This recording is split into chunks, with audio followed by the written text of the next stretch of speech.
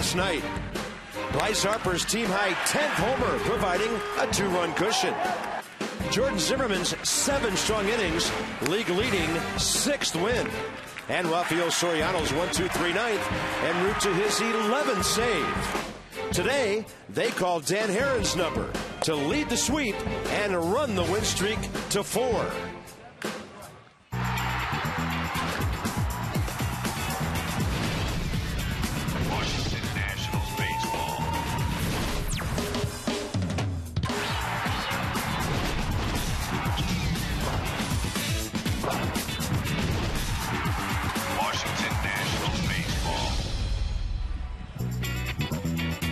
It's a good day to tell the boss you've got a late afternoon appointment at the Yard. Navy Yard Station? How about Nationals Park? Going for a 2-game sweep over the Tigers. The Nats are trying to extend a winning streak here. Played a really good ball game offensively, defensively, and, of course, the pitching last night. Bob and FP, welcome to our rescheduled matinee. Good to have you with us. And the Nats quieted a very difficult Detroit lineup to do that against last night. The pitching in May's been fantastic, and now this staff has the 3rd best ERA in the National League. Yeah, we talked about it last year a lot. These guys feeding off each other, and you feel like if one guy's going out there and getting the job done, if you're following them, you have to too. And you look at May days, Game 6, the record 4-1, the ERA 2.4. I'll go back farther than that. Since April 23rd, the rotation has a 2.84 ERA and a 2.21 average against. They've been lights out, getting the job done, and now it's Dan Herron's turn. Yeah, and he follows the form of Jordan Zimmerman, taking care of good hitting teams like the Reds and the Braves coming into this one. And he said he'll take the extra day off, and we'll see how Dan Herron does against this good hitting ball club. But a lot of times, guys that are command and control guys have a tendency to be up in the zone when they're a little bit strong. We'll keep an eye on that today with Dan Herron. And the pitchers know they don't have to be perfect because some guys have started hitting, like Adam LaRoche. 5 consecutive ball games. He's 7 for his last 13 with 6 walks. Seeing it well, swinging it well, hitting it well. That's our Gold Glove first baseman.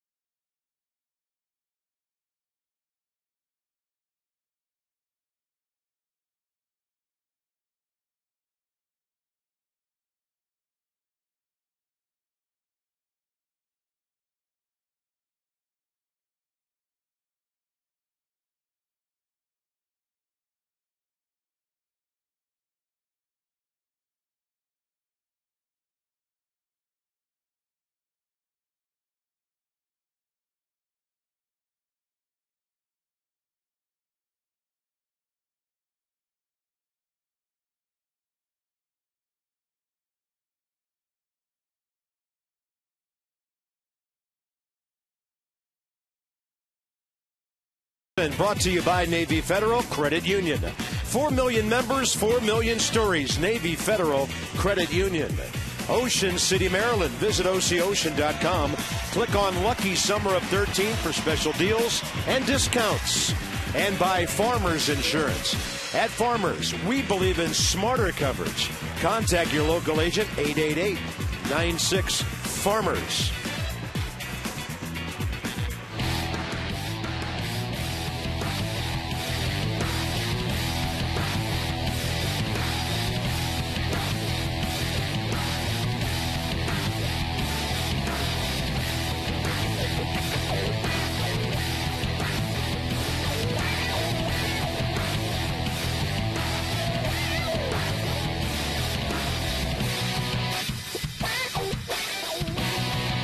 Wow, listen to that retro rock. And the Nats have been rocking the house lately, trying to make it 2 in a row against the Tigers. Train celebrating its 100th anniversary by offering irresistible financing. Hard to stop a train. Really hard. So it's 74 at the ballpark today. Humidity down with the rain moving out. Just a bit of a breeze. Flags aren't doing a whole lot. Sun is out at the moment. And Miguel Cabrera against right-handed pitchers, best in the American League at 384. 545 with runners in scoring position. Look at all the other numbers. You name it, he's doing it. Leads the big leagues, and really the only category that really matters for a guy who bats where he does, and that's RBIs. Number 1, 37. Prince Fielder, number 2 with 32. The Tigers are loaded. Dan Herron makes his 11th career start against Detroit, and he's been pretty good against them over the years. A 3.63 ERA, 4 wins, 4 losses. A lot of pitchers would be proud of that. Yeah, last time out got the win in Thursday's 3-1 victory against the Braves. Gave up just 1 run on a Dan Uggla home run over 8 innings. Gave up just 4 hits, struck out 4, walked 1 through 90 pitches. 62 of those for strikes. So fastball, cutter, curveball split is what the Tigers will see from Dan Herron today. Austin Jackson will lead off. Nats limited him to 1 opposite field single in 5 trips last night. Tigers, though, still leading baseball with a 283 team batting average. Herron hangs on that foot up in the air. He just comes down vertically and throws a fastball that just missed. Pretty good looking pitch.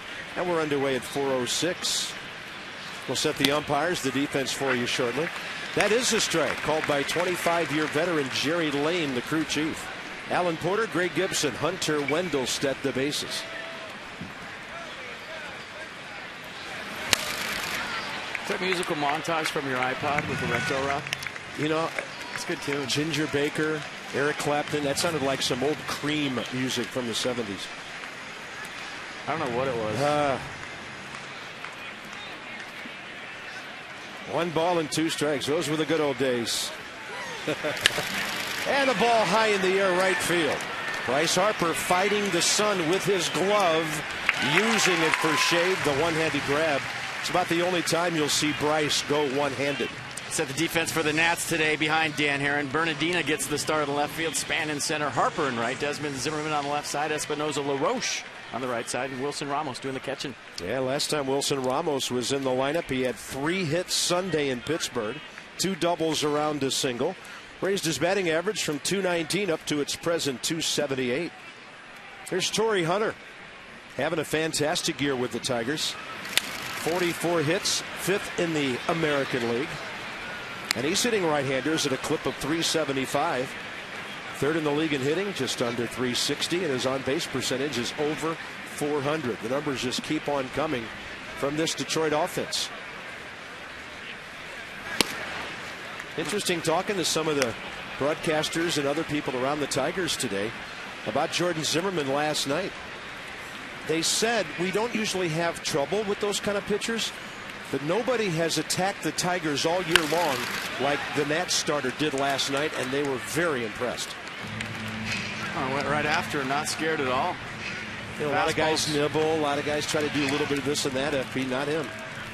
Now, fastball's on the inner half to Miguel Cabrera. Not too many guys will go in there and just going right after guys. You see the line, 7 hits, 7 innings. Another big win for Jordan Zimmerman, beating another good offensive ball club. Torrey Hunter 1 for 8 career against Dan Herron, who misses inside with the fastball. There he goes with the 4-seamer at 90 miles an hour in the inner half. Pitch track has it way off. Herron wanted it. That ball bounced off the batter's lower leg or foot. Torrey Hunter dancing around a little bit. Let's go with our Lowe's scouting report. Never stop improving. Tiger Tamer. Now look at Dan Herron's numbers. 3-0 with a 1.76 in 4 starts versus Detroit since 2008. 3rd time's a charm, going for his 3rd quality start, and split personality. Split's been good lately. He needs to have it be good today big time against this Tigers offense. That looked like a breaking ball that got to the outside on Torrey Hunter, and Danny Espinosa takes care of that. 2 routine outs to start the game. It's just something I've noticed throughout the Dan Herron starts.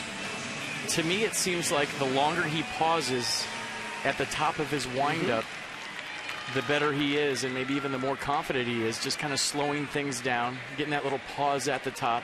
Adds a little deception if you're hitting against him, too. You don't know when to get that foot down or when he's coming at you. Yeah. How about the size of these pitchers today? Herron, 6'5", 215. And then when Doug Fister gets out there, he's 6'8", 200. Pretty good pitch going away from Cabrera. Now Miguel takes the off speed in the dirt. 1 ball, 1 strike. 16 career at bats between these two, and Cabrera only has 3 hits, one of them a home run. You can see he uses the entire ballpark, and he's so strong he can hit it out anywhere.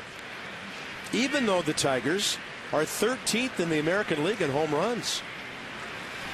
They play in a pitcher's park at home, even though years ago they brought in the fence from the left field line all the way out to the gap in left field at Comerica Park. Still a powerful team, but they're just not hitting as many homers as some of the other clubs, but they're outscoring everybody except for 3 teams at the top. That ball hit hard into left. And Cabrera's second single of the series. He's 2 for 5 here in D.C. Ball's got a nice sound coming off that bat, doesn't it? Well, if you're a Tiger, yeah. You missed it. His foul ball almost got up to the booth before this, and we've never had one come even close to here. When you look at the swing from Miguel Cabrera, not a whole lot to it. Very simple, compact. You keep him in the ballpark, it's not a bad thing. Here's Prince Fielder hitting .304. Danny Espinosa short right field, but the other infielders are on their respective sides of second base. So it's kind of a one-man shift. Desmond shaded up the middle, of course, and Zimmerman well off the bag, but not as profound as some have played Prince over the years. Well, that's one where you're Danny Espinosa, you tell Ryan Zimmerman, hey, you got to go across here. I can't pick you up at second for the force with 2 outs. I'm playing right field right now.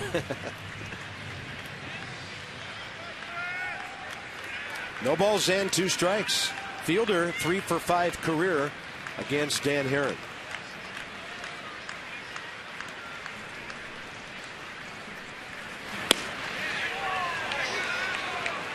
Hit 30 homers, 108 RBIs for the Tigers last year after signing as a free agent in January of 12.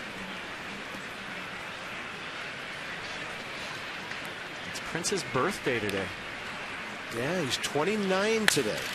Lashes one to right. Bryce Harper under cloud cover that time. Might have helped him get a good read on that ball, and his speed did the rest. A 0 for Dan Herron, first inning.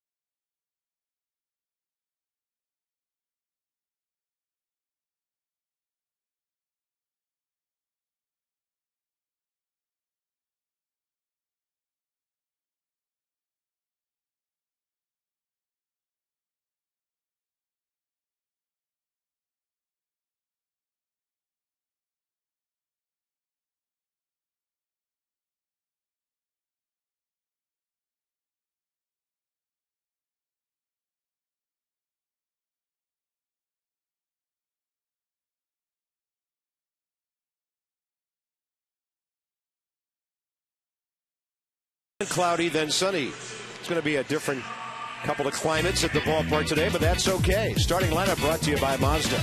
We believe if it's not worth driving, it's not worth building. Denard Span hitting .286. spark plug early in the game last night. A base hit and a triple. He scored a run. He is 7 for 20 career against Doug Fister. A lot of the Nats have had at-bats against this guy, but nobody other than Span has more than one career hit. Fister actually pitched in this ballpark 2 years ago for the Seattle Mariners. June 21st of 11, 8 innings, 3 hits, 1 run. The Nats won that game. So that's the only time he has appeared against the Nats. Look where Miguel Cabrera is playing Denard Span right now. He's backing up, but he was almost even with the mound. Telling Denard Span, you're not bunting on me. And after Danny Espinosa last night with that base hit bunt, trying to take it away. Taking that thing personally, huh? And here's a pitcher who throws the ball a lot of different ways. Quite a repertoire. Career record of 34 and 41. 102nd career start. This year he's 4-0 with a 2.48 ERA. That's in the top 10 in the American League, and that ball is going to get deep into the corner. At least a double for Span. He was eyeing Torrey Hunter, who dug it out quickly. So Denard Span, second night in a row, gets the Nats off to a good start with a base hit. And there goes a no-hitter. Quick style. Denard Span, first batter of the game for the Nats, stays on that Doug Fister curveball. Nice short compact swing down the corner. You see a fan right here trying to reach for it. That's not good. Keep your hands off that ball. You touch that, it's a double. That could have been a triple, and it could have cost him. Ball's in play, leave it alone. Roger Bernardina gets the call in the number 2 spot today. And Miguel Cabrera has to play shallow on him, too. Roger finally got a 2-hit game in Pittsburgh. He's 3 for 29 on the year. Takes a fastball in there. That's a Tigers fan, by the way. He's trying to hold him to a double. I suspected as much. Fister, a 4-pitch guy. Fastball, slider, curveball change. Nothing he throws is straight. He's got that big, tall frame out there. Throws downhill. He'll front hit the sinker into lefties with 2 strikes. Bernardina drags a bunt, and he is off to the races. He is safe! Flying down the first base line. First and third, nobody out. Funny how you and I were commenting a couple games ago how we haven't seen Roger Bernardina bunt that much this year. Davey Johnson would love to see more bunts from that speed, especially from the left side. And Bernardina with a base hit bunt against the Pirates the other day, just kind of checked up behind the mound, and first time up right here. Boy, as soon as that's on the ground, put it in your pocket. Almost a 3-car pileup right there at first base. But watch the speed of the Shark. Fister working hard to get over there. It wasn't for lack of hustle. Bernardina just had too much speed for everybody involved on that play. Fister had no chance, and then Omar Infante almost became a victim as a bystander trying to get out of the way of Bernardina. Big spot early for Bryce Harper. Swing and a miss on a high heater. Bryce, of course, first career at bat against Fister. You go bunt on the ground right there. That's land Shark. That is a thing of beauty, watching a guy like that lay one down and take off.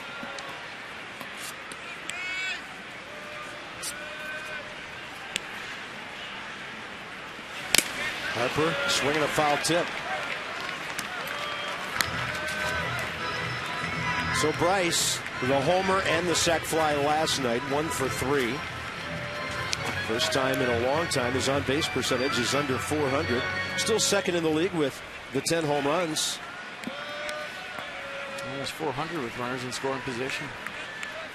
And still one of the league leaders in extra base hits. Fighting for contact here now on 0-2. There's a cutter right there from Doug Fister. He called a slider, called a cutter, whatever it is, hard into lefties. And he usually follows that up with that front hip sinker. So the Nats trying to go where no team has gone before against this pitcher this year. A first inning run. Mentioned his ERA, 2.48, top 10 in the American League. That league hitting 248 against him. Harper, off-speed pitch. He'll get the RBI unless they turn 2. He'll beat the relay easily, and the Nats are on the board. Bryce Harper, RBI number 21, third of this series. Yeah, good job of putting the ball in play with 2 strikes. Probably not what Bryce had in mind to start the at-bat, but in a 2-strike count against a veteran guy that knows what he's doing. Put the ball in play, get you on the board quick, and You see guys asking Denard Span what he hit right there, and he gave him the curveball sign. That's what he hit. Guys doing a lot of homework here in the first inning. Ryan Zimmerman.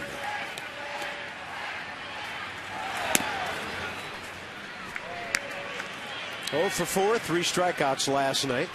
2 for 14 since coming off the DL. But there is no doubt about the fact that Ryan's presence back in the middle of that lineup has made a difference.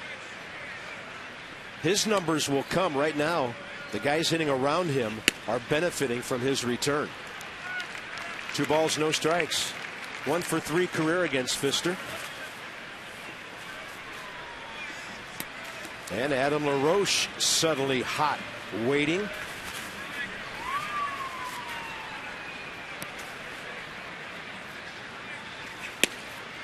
That's a strike. 2-1. Man, 6'8", 200. Hitters will tell you it's tough facing a guy who's throwing so severely downhill at you.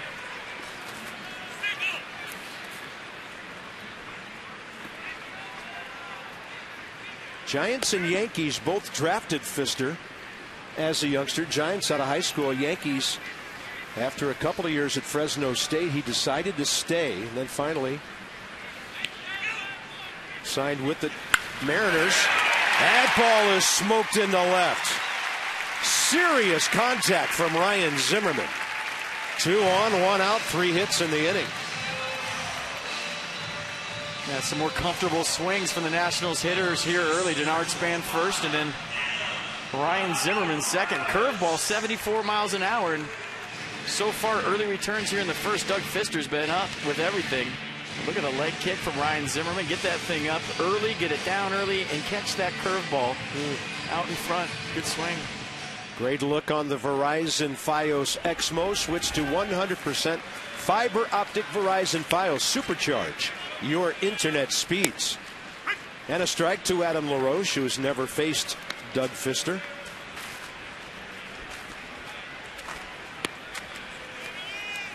Great start to the ball game. The Nats are 3 for 4. Trying to put a crooked number on the board now. 5-game hitting streak for LaRoche. Nats are 14-1 when they score first this year.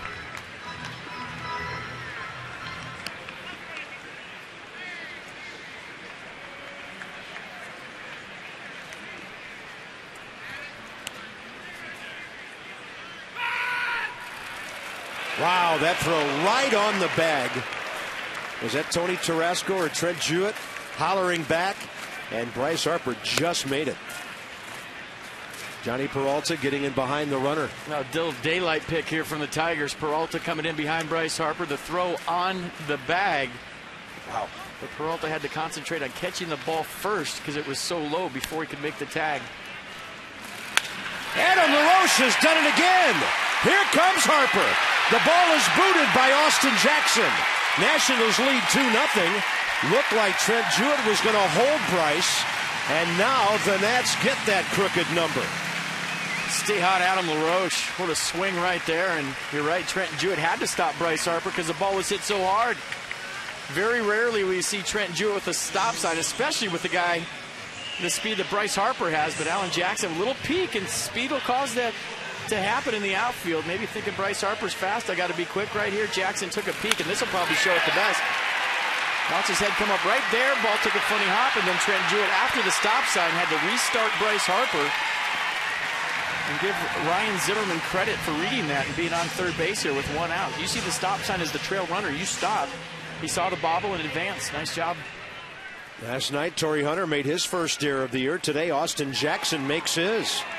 Here's Ian Desmond, who could turn this into a huge inning. He goes up hacking, got jammed on that. So no RBI for LaRoche. Base hit, E9. Or rather E8, pardon me, center fielder.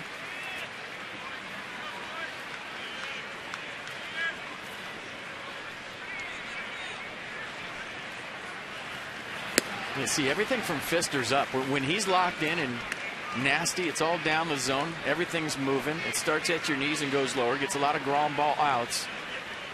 Right now here in the first inning, everything elevated. Nats taking advantage. Desmond 0 for 2 career against Pfister. That ball's hit hard up the middle, base hit. Zimmerman scores. LaRoche stopping at second. The Nationals lead 3-0 on 5 hits. Well, we haven't had a chance to say this a lot this year, but this is the perfect example of keep the line moving.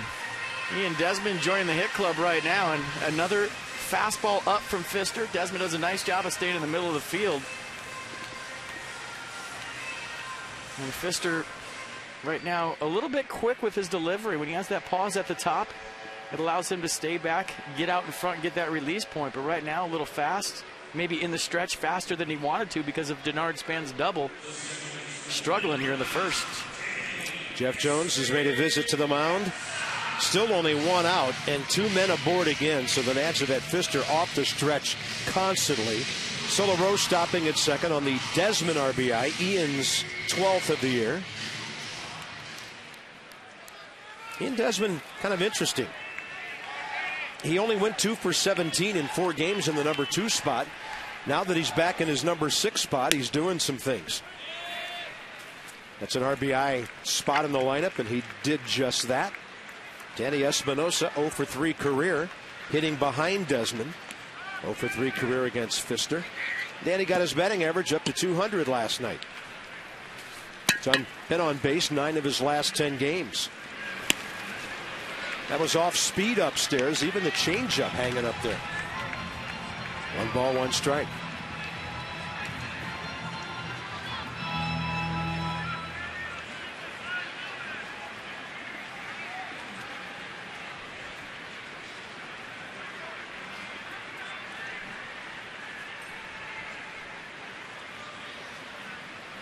Pfister taking a while. Espinosa stepping out.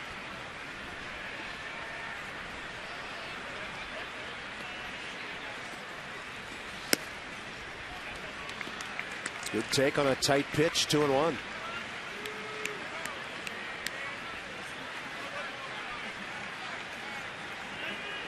Here we are in the first inning talking about the number 8 hitter on deck. Espinosa late for that 89, counts even 2-2. Danny 2 for 3 last night, butt base hit, third base line, single up the middle.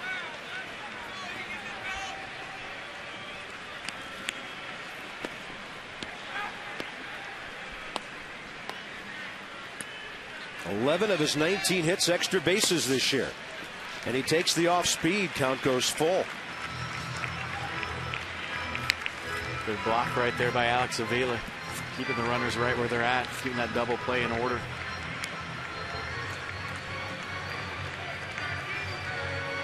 Tigers ERA 3.32, second best to Texas in the American League coming in. Espinosa takes one right down the middle and strikes out looking.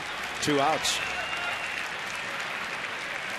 That's at the defense for the Tigers right now. Andy Dirks, Austin Jackson, Torrey Hunter in the outfield, Peralta Cabrera on the left side, Infante Fielder on the right side, and Alex Avila doing the catching.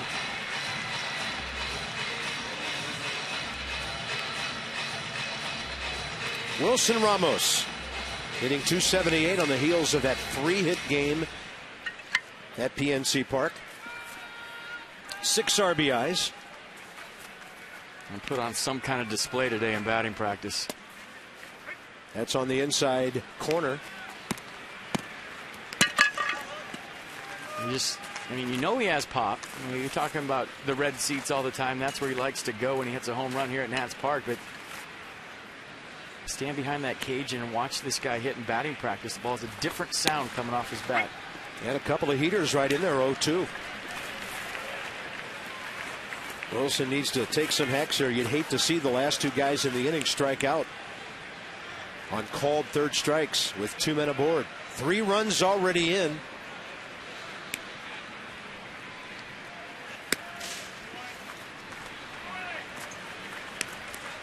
Right now, Doug Pfister is 3 pitches short of a 30-pitch first inning.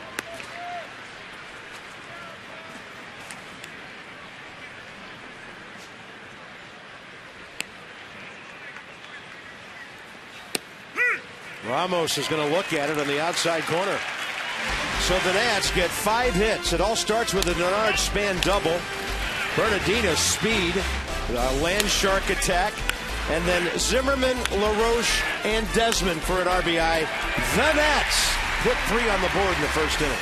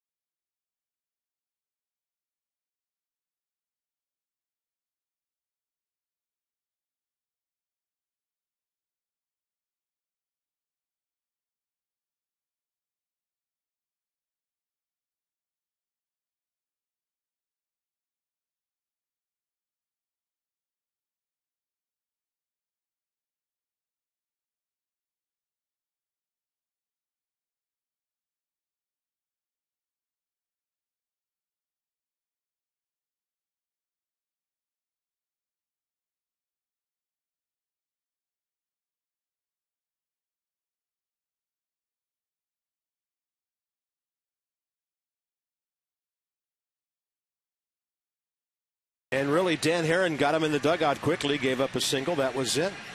15 pitches in his first inning. Now the Freight Railworks do-ups for the Tigers. And everybody in their lineup today, including Fielder, who made the last out last inning, has had at least 6 career at-bats against Dan Herron. So Dirks 2 for 9, Peralta 6 for 25, and then Alex Avila 0 for 8. They know Dan Herron well from his many days with Oakland and the Angels in the American League.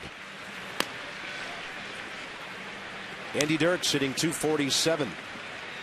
A base hit and a walk, 1 for 3 last night. He's on a 4-game hitting streak with 7 base hits. That's a strike. I remember on May 2nd at Atlanta, the Nationals scored 3 runs early for Dan Herron, 1 in the first, 2 in the second. And we saw how he pitches against a good hitting lineup with a lead. And that was all the offense in that game.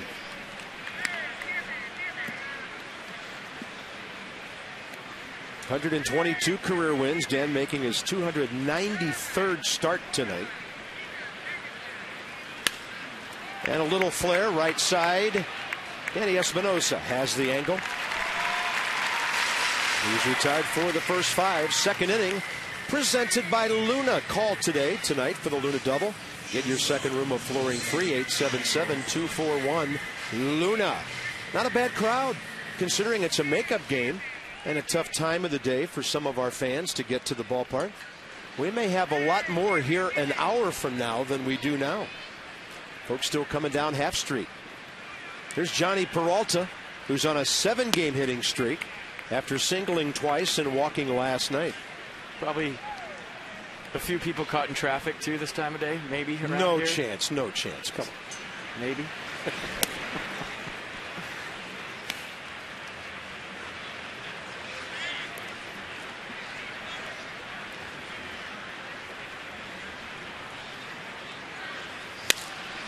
And now an 8-game streak for Johnny Peralta. He's always been a good offensive player. That's a shortstop hitting over .310. And he plays solid defense. Tigers have their second base hit. That'll bring in Alex Avila.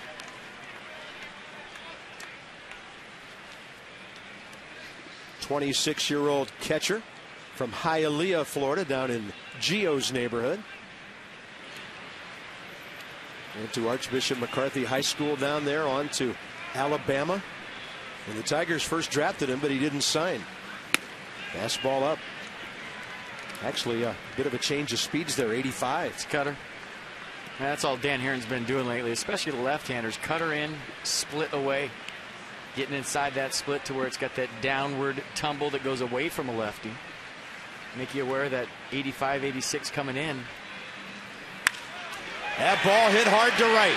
Bryce Harper going back. He is there to grab it in the middle of the track. And he throws a one-hop seed into Ian Desmond. 2 outs. Bryce Harper, he really seems to enjoy center field and right field. Well, look at the range, and that's a cutter up from Dan Herron. Last couple have been up in the zone. Avila taking advantage, gave it a ride, but the speed and range of Bryce Harper, and then the arm of Bryce Harper after he makes a great play going toward his own bullpen. He always loves to show off the hose, but check out the one-hopper right on the money in case anybody was thinking of tagging. Not going to happen on a ball like that. Number 8 hitter Omar Infante takes a strike. Infante, best career batting average against Dan Herron of the Tigers, 7 for 15. That's kept him off base last night. He was robbed of a hit on that spectacular play in the 9th inning by Roger Bernardina. Danny Espinosa can't reach that. Peralta scampers to third. And here's where the absence of the DH plays into the Nats' hands, because in the National League ballpark now you're facing the pitcher. That's a thing right there for Omar Infante.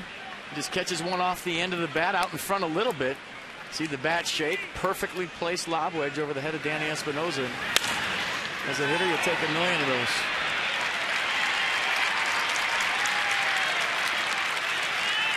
Doug Fister is 2 for 10 career with an RBI. So he's made contact a couple of times in his career. Herron moves one away from him for a strike. We thought it was strange the Nats end the season in Arizona. The Tigers are going to end the season in Miami.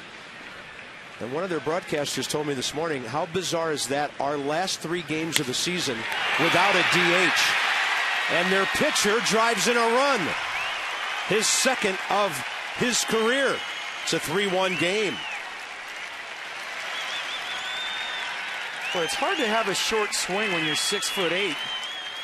But Doug Fister right here shows you one. They got a cutter, maybe with a little more plate than Dan Herron wanted to. You see Herron with the bare hand effort at it. And Doug Fister helping himself out, putting the Tigers on the board here in the second. And now the inning far from over with Austin Jackson coming in.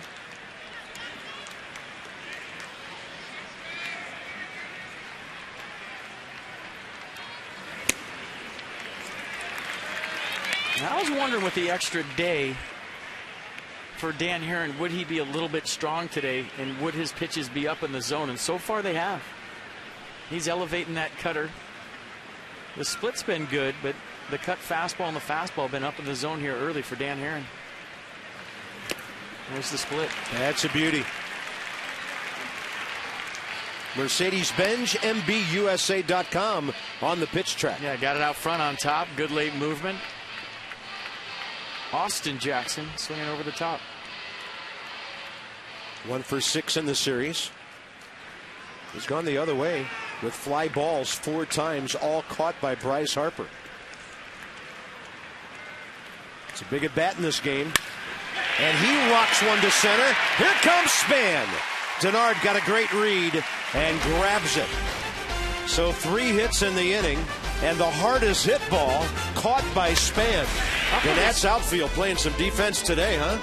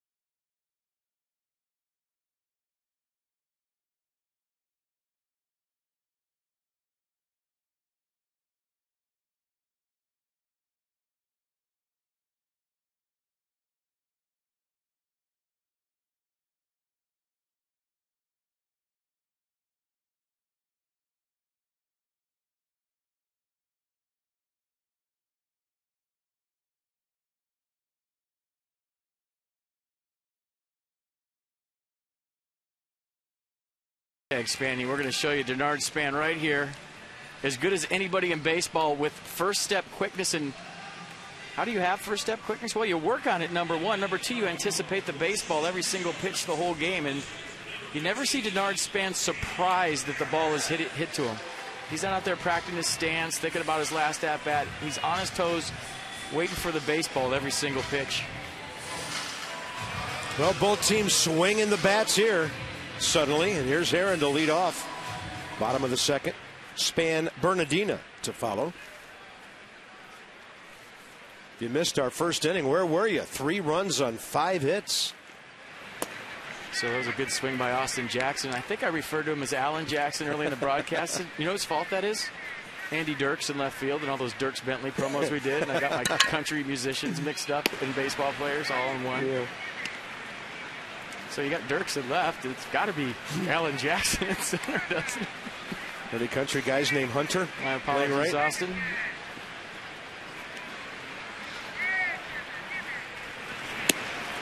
Outside to Dan Herron on an 0-2 pitch.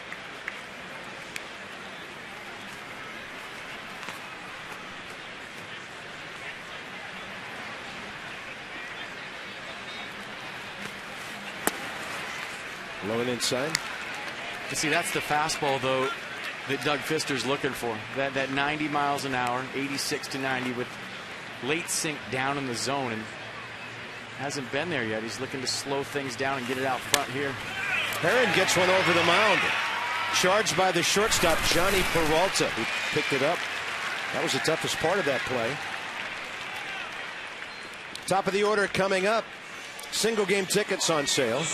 Cubbies are coming tomorrow night, and then Saturday at 4, Sunday at 1:30. Get your 2013 single game tickets. Some start at just $10. Nationals.com/tickets. Flash that in attitude and flash some red this weekend in answer to some Cubby blue that'll probably be in the ballpark. Look at Samardzija and some guy that used to pitch for the Nats in the second game for the Cubs. Yeah, Edwin Jackson and Steven Strasburg on Saturday. Jeff Samardzija, by the way, is the Strasburg of their staff. 3.09 ERA, league hitting .210 against him, and he's 1-4. Wow. And that guy can bring it. Well, I can't wait to see Edwin Jackson. Everybody around here talking about him today. We miss him. Denard Span bounced a double over the first base bag. Bottom of the first, and then scored on a Bryce Harper fielder's choice grounder. After a Roger Bernardina perfectly executed bunt base hit to the right side. 0-2 and look out. Right now he's saying, how in the world did I get out of the way of that? And did it get him? It did. It just clipped him, and he'll take the base. A little delayed reaction there by Denard Span. You couldn't tell if it hit him or not. Let's see. That's a cutter that just won't stop cutting and barely got his pant leg on the back knee. And wow, how did they tell? It must have been a sound. A couple of sounds. Click, click. You hear 2 sounds. The umpire, take your base. Span on for the 4th time in this series already. And a strike to Roger Bernardina.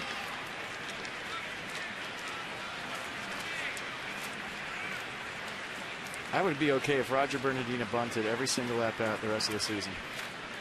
I think he'd bat 350. I mean, you got Miguel Cabrera at third base, known more for his offense.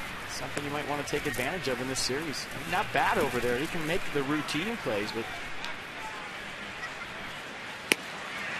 no balls, 2 strikes.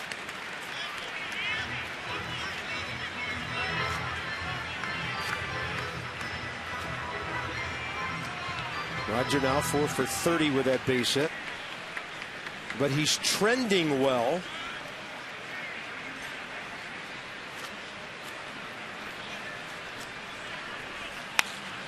Three hits in the last 2 games he has started. This will be close.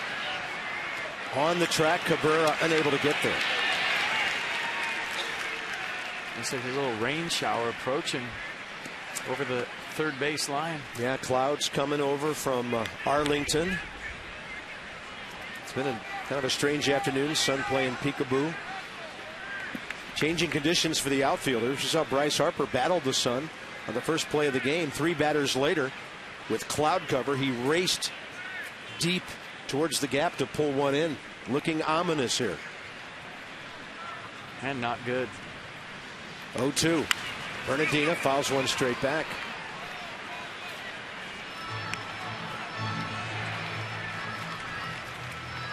Yeah, 40 pitches already early in this game for Doug Fister. 65% heat.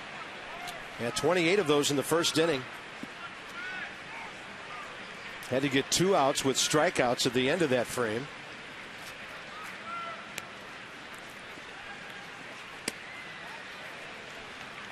Roger trying to battle his way back in this count with 1 out. Nissan will track it. Curveball high.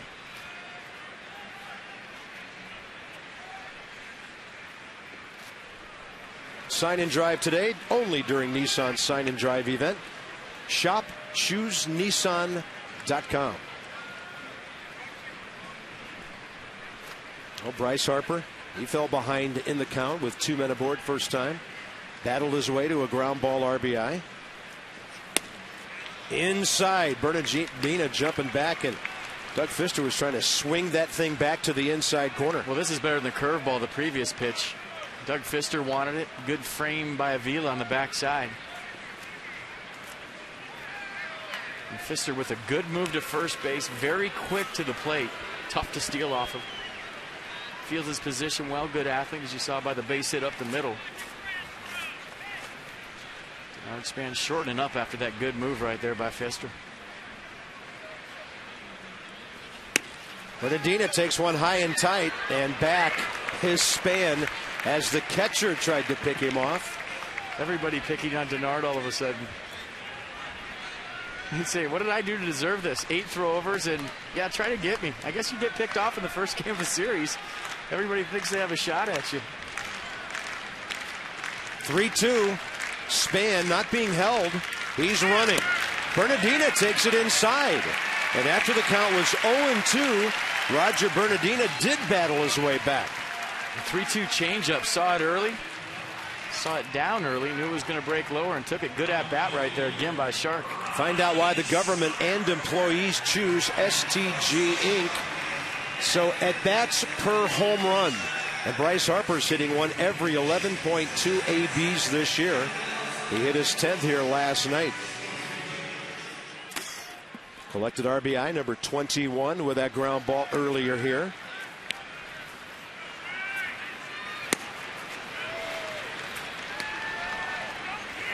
So 7 of the first 11 Nationals have made it to first base or beyond. Span led off with a double first inning.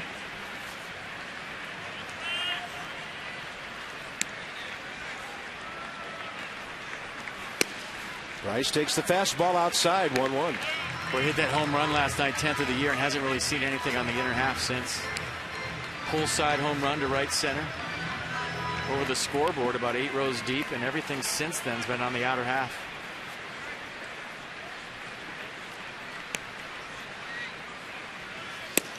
Talked to former Tiger player, now broadcaster Jim Price after the game last night. He was so impressed with Harper and what he did early in the count against that breaking ball last night for the home run. He said, 20-year-old kids don't do that. What's up with this guy? I talked to him about that today. I said, were you sitting on that breaking ball first pitch? And he said, you know what? I wasn't sitting on it, but he hadn't thrown me a breaking ball. And this is how the thought process goes for Bryce Harper.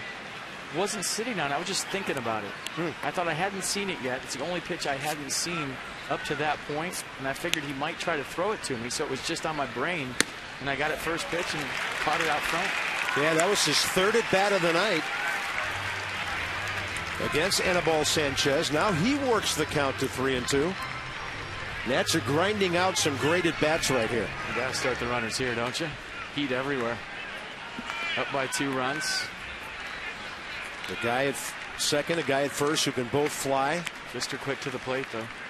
3-2 with 1 out. They're holding, and Harper will go defensive and foul it out of play. We do have a few raindrops falling here now. Here's the tater we're talking about last night. Bryce Harper, 10th tater. Say that 10 times fast. Caught it out front. First pitch curveball. See ya.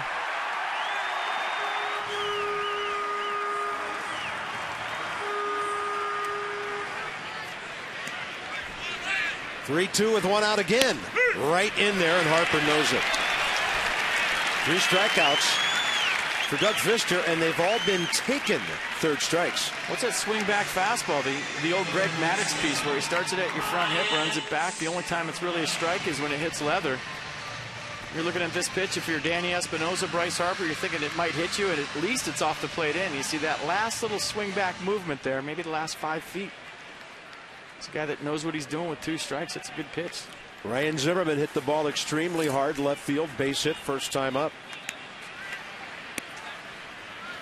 That's the hit that really set up the rest of the inning after Harper got the first RBI on the grounder. So difficult for a left-handed hitter to pull the trigger on a pitch that you feel like A, is way off the plate, B, maybe even has a chance to hit you that comes back that late.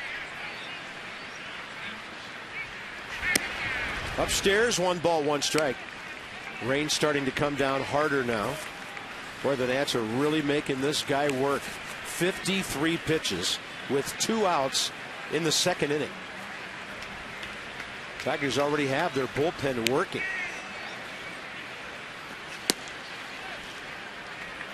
It's a good take. That's the pitch that Doug Fister wants you to swing at. It's even better taking a 1-1 count to get to a 2-1 count. Always talk about that's the biggest count in baseball. That's Luke Peconin. Just kind of standing around watching what happens here. Maybe this inning comes to an end, and maybe it doesn't. A broken bat base hit. The Nats lead 4-1. Ryan Zimmerman's 2 for 2, and that's his 12th RBI of the year. We talk about how baseball is a game of inches. Denard Span barely getting hit on the pant leg right by his knee. Gets on base, and then Ryan Zimmerman barely gets the ball off the barrel and throws it into center field for a 2-out RBI to score Denard Span. The 4th run of the game for the Nats. Bat died a hero. What a good tack-on run for the Nationals after the Tigers had just scored. Here's Adam LaRoche again. 8 for his last 14. But I always go back to that pitch by Doug Fister right there. If it's down in the zone and he breaks a bat, it's a ground ball. Right. And when you're up and you hear pitchers all the time, well, I made a good pitch. He broke his bat. Well, it was up, and he was able to elevate it over the infield. If it's down, you get a ground ball out of that. And a strike to LaRoche. 1 ball, 1 strike.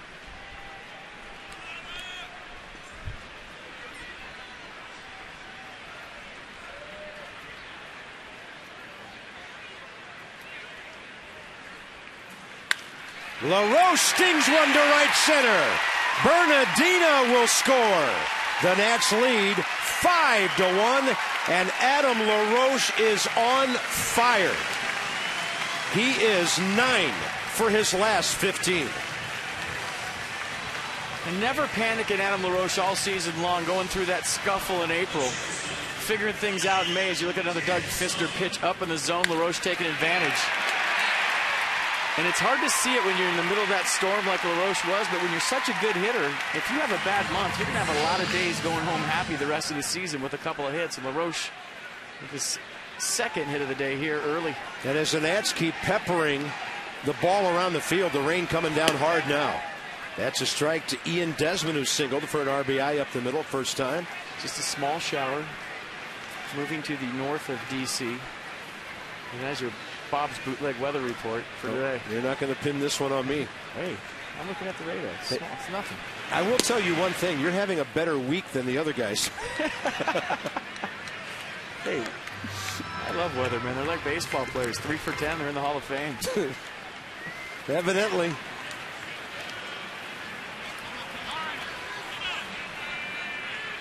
Oh, 2 to Desmond. Ian has to step out. The rain drops off that helmet. STG Inc. as we go inside the numbers. Verlander, Anibal Sanchez, Doug Fister, all in the top 10 in ERA. The Nats missing Verlander, of course, who pitched so well for the Tigers at Houston on Sunday. And missing Max Scherzer as well, one of the leading strikeout guys in the American League. 0-2 pitch. Desmond gets jammed, and that is caught by Prince Fielder. Got a funny jump on that ball, able to grab it. The Nats tack on 2 more in the rain and lead 5-1.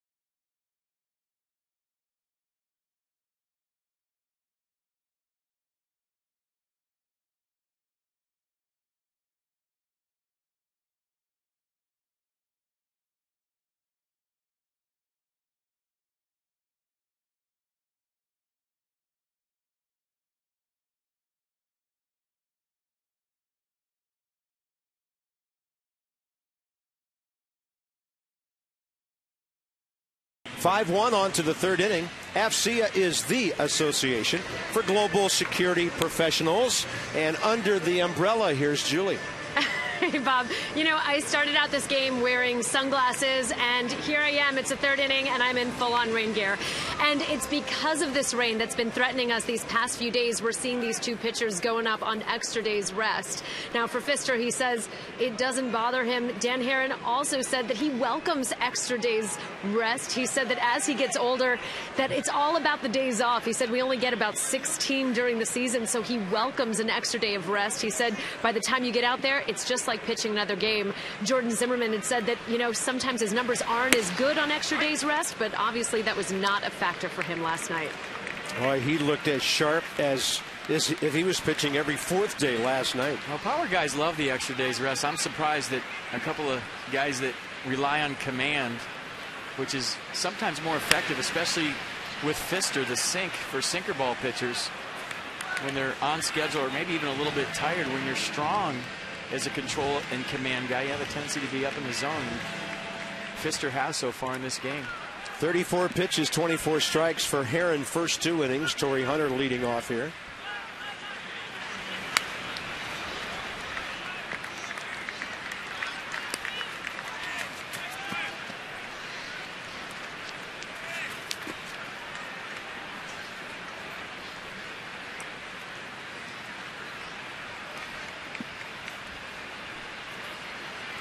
Oh, 2 again.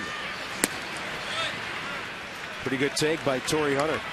You see everybody running for the exits like a hurricane's hitting. It's just sprinkling. It's not raining that hard right now.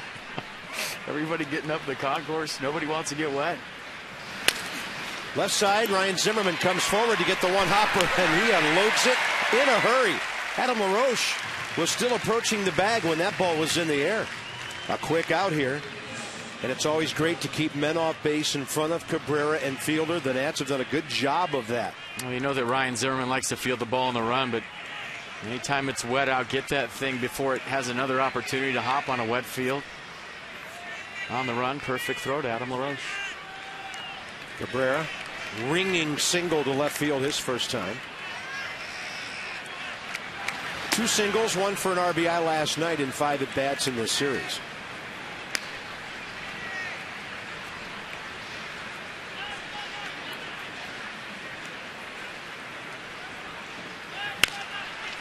Coming into today, 361 career against this franchise. Montreal and obviously Washington, D.C. 18 doubles, a triple, 21 homers, 79 RBI in 86 career games.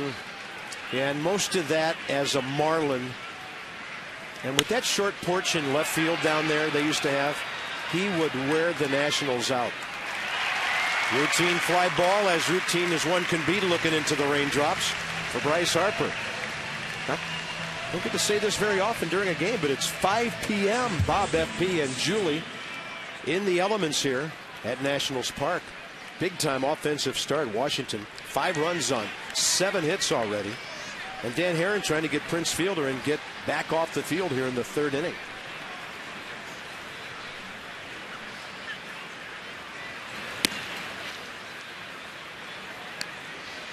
Prince laced one hard to right field first time, and Bryce Harper raced out toward his right to grab it. Right at Ian Desmond with a 2-hopper. On target and in the elements, a really good 3rd inning for Dan Herron, working with a nice lead.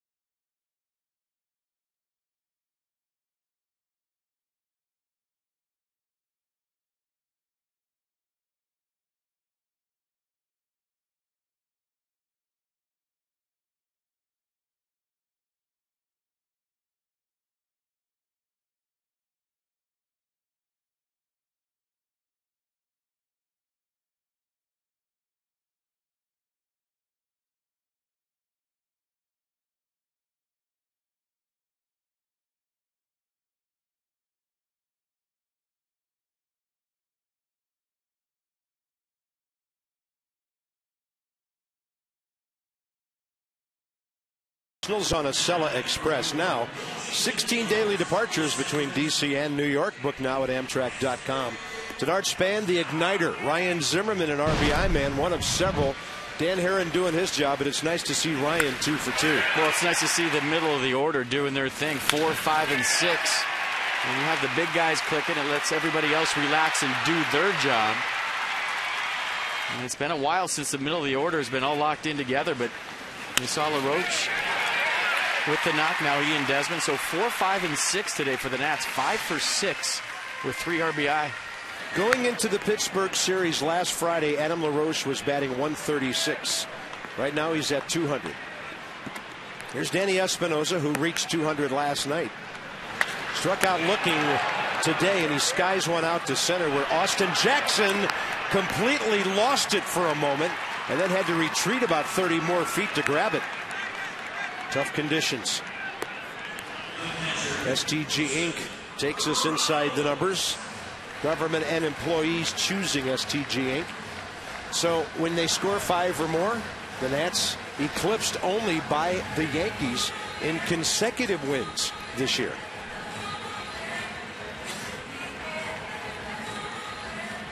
Tigers on that list, and of course St. Louis and Texas, 2 really good offensive teams. Here's Wilson Ramos. Struck out looking first time, breaking ball way outside. Nats made Pfister pitch 61 times in the first 2 innings.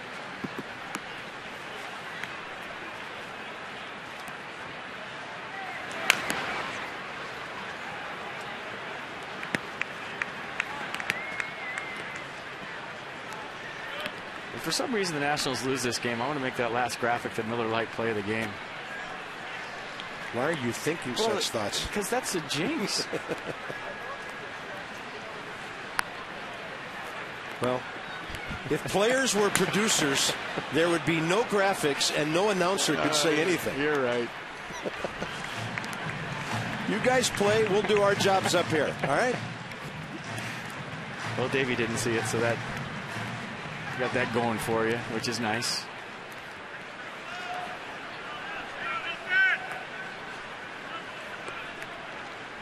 1-2 pitch. Ramos takes a big-time rip. He's 0 for 4 career against Pfister. 67th pitch coming. Now they have a left-hander throwing out there, Darren Downs.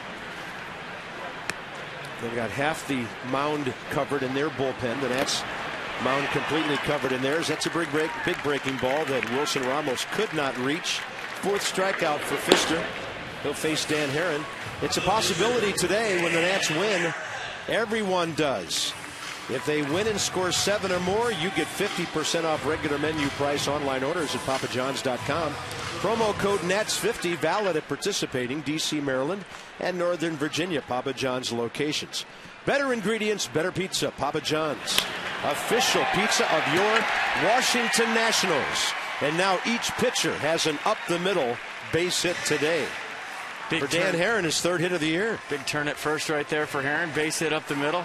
He's all smiles. Why not? Big turn. Were you kidding me? Yes. Okay. Like, okay, did I miss something? No. That was sarcasm all the way. But look at the base hit right up the middle. Keep that front side closed. Pull those hands inside. Get yourself a knock up the middle. Nice piece. There's the big turn I was talking about. Right there. Here's Denard Span, 3 for 3 getting on, or rather 2 for 2 getting on base. Maybe about to be 3 for 3. His on-base percentage coming in .351. So he's right around his career average in that important stat. Hey, he was born here. He should feel at home at Nationals Park.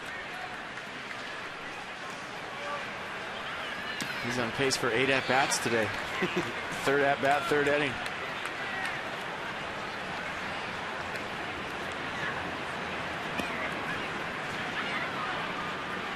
Things are clearing up to the west of us. There's a rainbow way out to the east. Looks like it's right over RFK Stadium.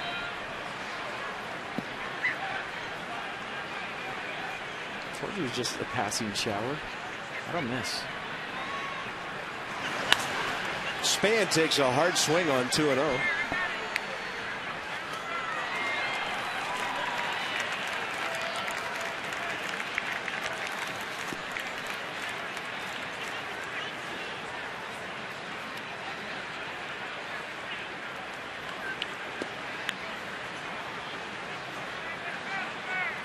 Folks are starting to make their way back to their seats here.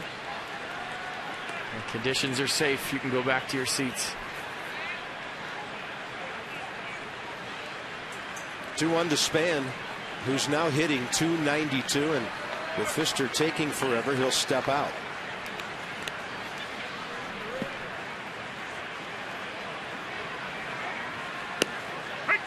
That'll even the count.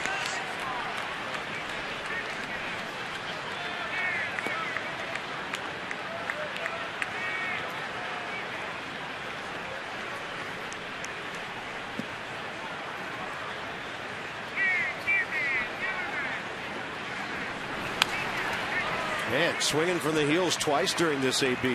Looks like Denard's trying to make it 7-1. Well, his swing, there's an attitude right there. He's got his lid on, trying to keep the rain off. I like it. It's those backpacks they gave away, right? They make hats too. I love it. There you go. There's another natted dude.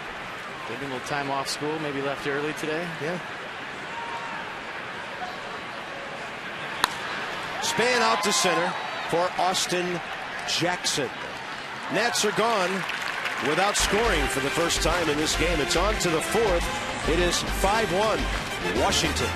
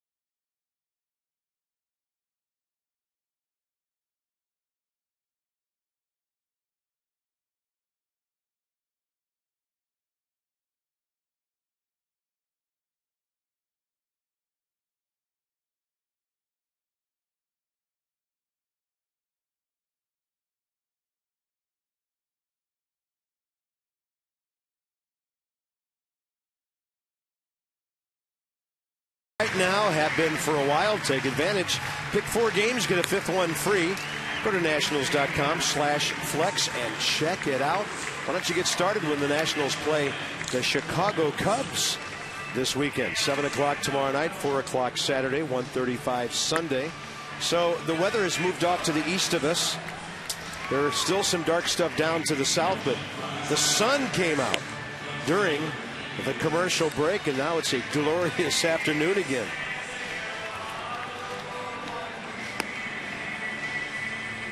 We have an AT&T fact of the game for you. The Nats had a hard time against good teams early. Since then, they've won 2 out of every 3 against clubs like Cincinnati, split with Atlanta, played well against the Pirates. Well, when you're not clicking, good teams will expose your weaknesses, and that's what happened early. And a little flip of the calendar to May, things have changed. Davey Johnson. You know why he's laughing? The weather. He's getting a kick out of it. It's sunny. Now it's starting to pour again. Yeah, it is. We are bathed in sunshine, and the rain is pouring down. This won't last for a while, we hope. Here's Andy Dirks. And fans are confused everywhere. They can't decide whether to stay in the sun or run for the concourse. Up aisle, down aisle. A guy undercover laughing at him. It's not cool. Andy Dirks popped up to Danny Espinosa first time up, and Dan Herron misses with his first 2 pitches in the top of the 4th. And as a faucet gets turned gradually, it's starting to slow down already. That's out to Ian Desmond, who scoops it up and fires from near the bag for the out. Dan Herron's retired 5 in a row since the RBI single by Doug Fister. So their pitcher has half of their RBIs in this series. Next up, Johnny Peralta, who got that rally started 2 innings ago with a 1-out single to left, and he's now hit safely in 8 straight games, 11 for 30. Look at him just stroke the ball to the right side. Johnny Peralta has 4 hits in 5 at-bats in this series with a walk.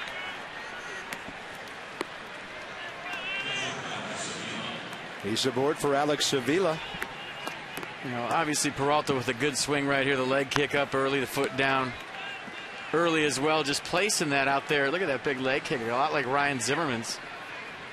I think there's something to be said for hitting behind Miguel Cabrera, Prince fielder, in the sense that pitchers, we talked about it last night, it's human nature to take a deep breath if you get those guys out. Number one, they're going to be on base for you a lot during the season. You can do some damage and put up some big numbers. But number two, they do happen to make outs. Maybe the guy you're facing takes a deep breath and you could take advantage. In the last 2 nights, Johnny Peralta's done just that with a good swing. And it happened twice last night. 6th inning, Jordan Zimmerman got Cabrera fielder, gave up 2 singles, got out of the inning. 8th inning, Tyler Clippard got Cabrera fielder, walk, struck out, next man to get out of the inning. Case and point well taken. Tyler Clippard had a 34-pitch 8th inning against these guys last night.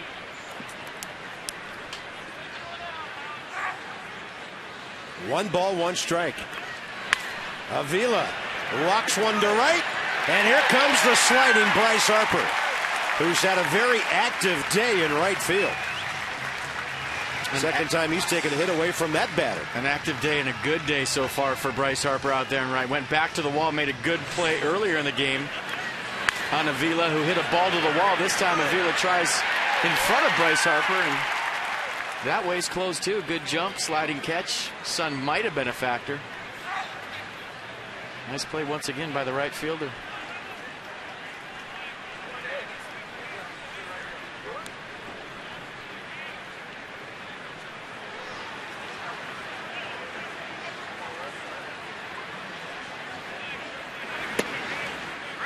Squaring around and then pulling the bat back. Strike 1, Omar Infante.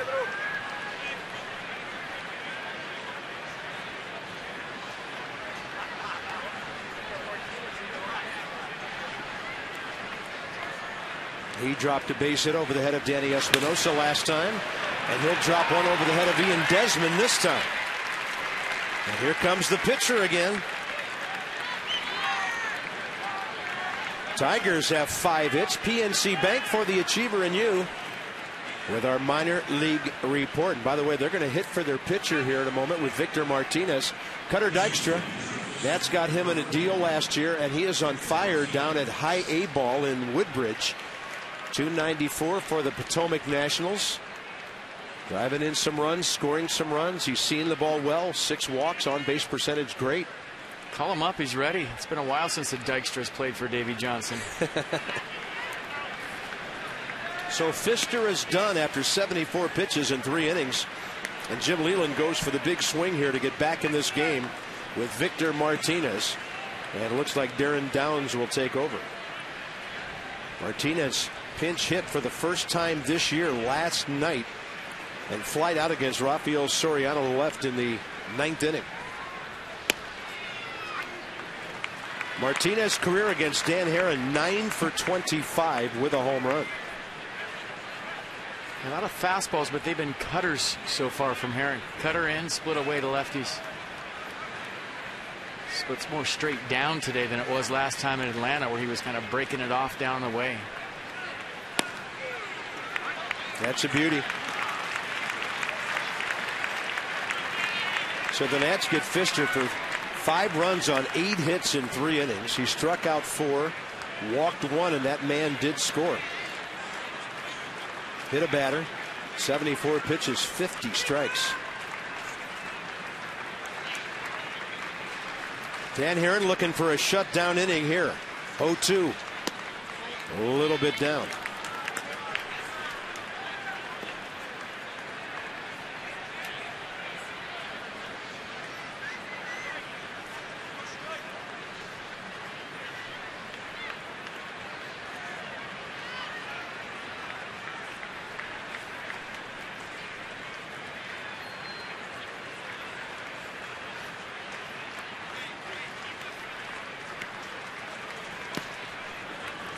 Goes off speed again.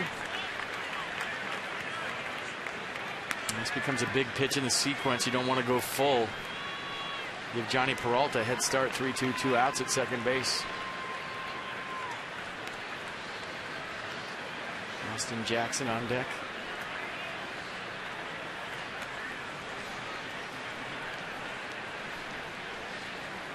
Tigers down by 4. A ball club that can make that change in an instant.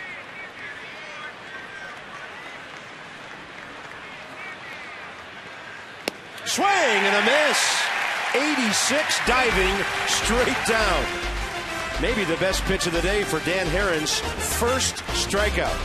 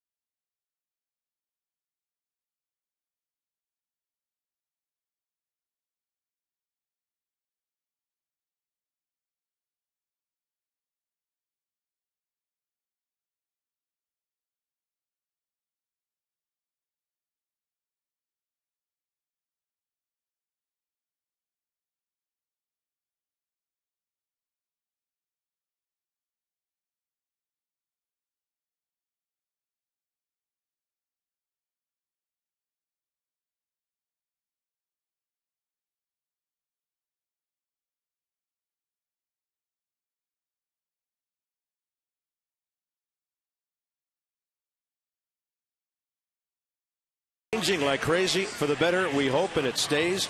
Bottom of the 4th inning, Bernardino, Harper, and Zimmerman. Nats, Tigers, interesting managerial matchup throughout this series, Julie.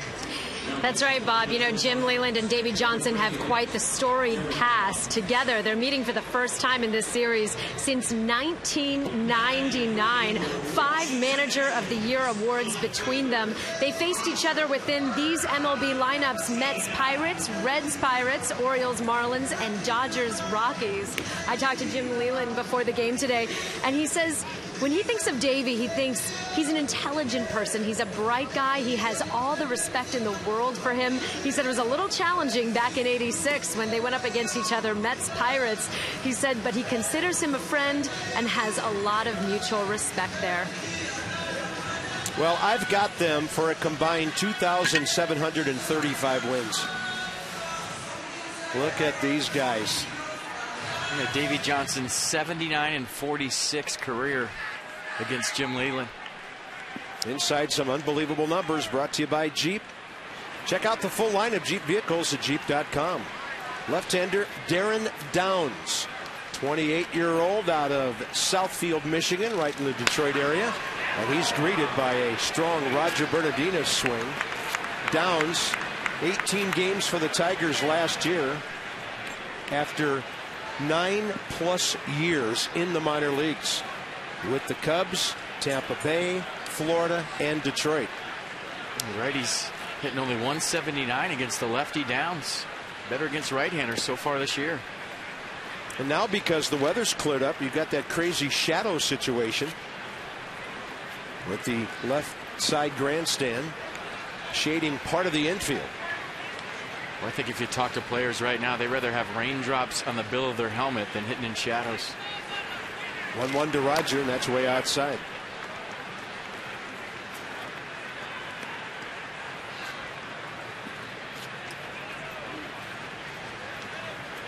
Down's a 4-pitch guy. Fastball, slider, curveball, change. Fastball averaging 89 miles an hour. Throws the slider a lot. Only one net hitter's ever faced him before, and that's Denard Span. 2-1 pitch. Bernardino looks at one on the inside corner. There's a slider. Roger. Bunt, base hit, a walk, a run scored.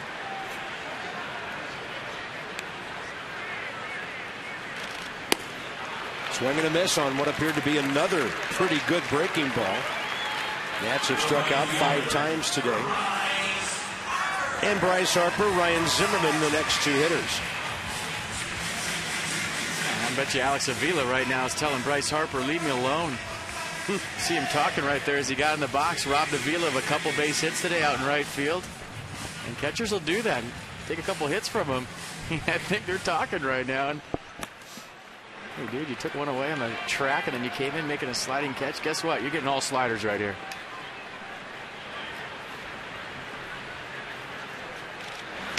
There's one.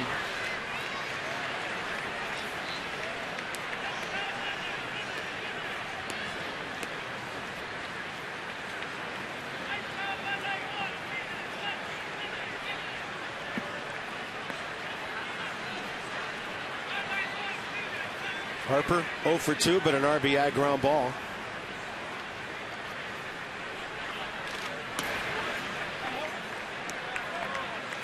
If you're Bryce Harper right now, it's a dangerous game plan to try to pull that slider from Darren down. So you think about going to left center field hard right here, maybe hitting a line drive through the shortstop. Keep you on that slider longer. You're getting pull mode against a lefty that's 3/4 throwing sliders from the first base side of the rubber. Not a good thing. That's slowing in, 2-1. He went fastball there, 91.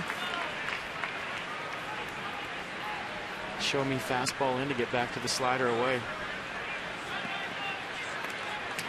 So Ryan Zimmerman, perfect day so far, waiting. Target away. And Harper chops that breaking ball. The count's even 2-2. Bryce Harper knows he had a mistake right there. Slider up in the zone, tapped it foul. Supposed to be down the way, and Downs left it right down the middle. By the way, great game to win today if the Nats can do it. Then the Cubs are coming in. The Braves are opening a series in San Francisco tonight. And the Giants have played their way to the top of the West at 20-14. Big slow breaking ball for the strikeout, 2 in a row. The Giants in first place, and you look at the standings, the Dodgers in last. How weird does that look? Cha-ching. Doesn't always work. Tomorrow night, a Pilsner Cup presented by Miller Lite to the first 15,000 fans. 21 and over, you must enter through the center field gates to receive it. Go to nationals.com/tickets to get into the ballpark. And the cup, while supplies last, some restrictions apply. Jeff Samardzija tomorrow night and Ross Detweiler. It's about a beer and a half cup. Yeah? Yeah. It's about 3 for me. Zimmerman base hit left field. Broken bat base hit up the middle.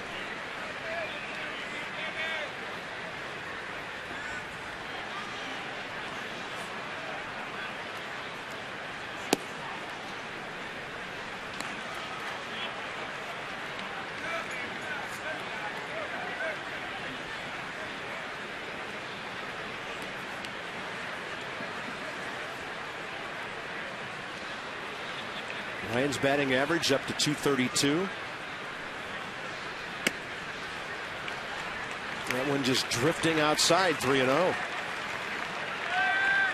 Well, the way Adam LaRoche is going, you'd almost welcome watching him against a left-hander. Well, you got to go broadcaster green light right here, 3-0, don't you? I think so. I just saw you give him a sign.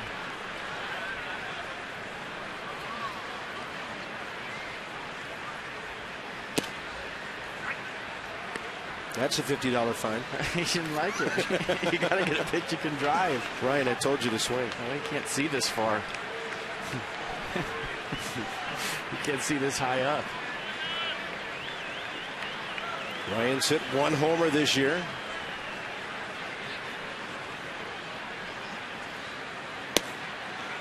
Now the count is full, 3-2.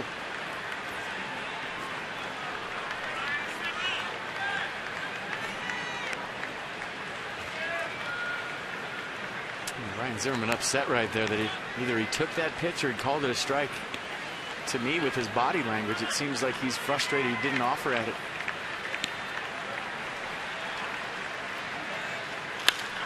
In the air, right center. Ball's got some carry. Taking Austin Jackson to the wall. 385 at the end of that scoreboard. So the Nats go in order for the first time today in a 5-1 game. Key inning coming up.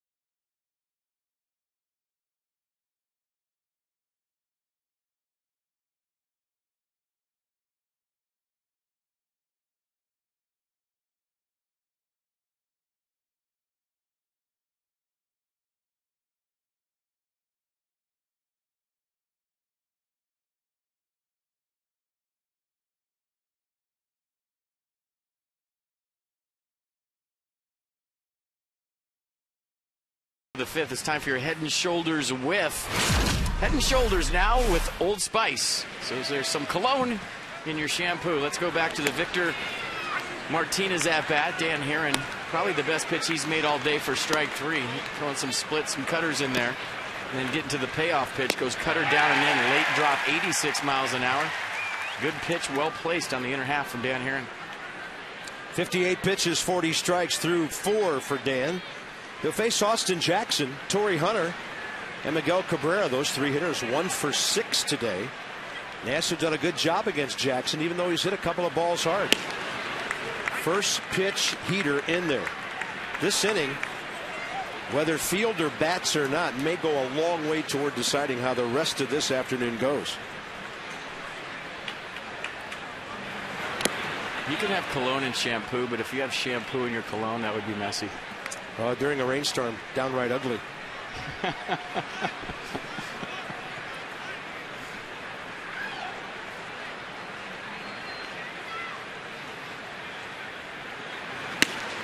Locked him up with 87. You saw Austin Jackson last night. Likes to go to right field. Hit a ball hard to center last time up. Denard Span made a great play, but you see that swing right there. He was looking for something away, and he picked that up early, but the late sink brought it to the inner half, and he couldn't stop his swing. 2 balls and 2 strikes. Tigers are 19-12, a game and a half up on Kansas City in the AL Central. They're 9-8 on the road, 3-1 in interleague play, and that's dealt them their first loss last night.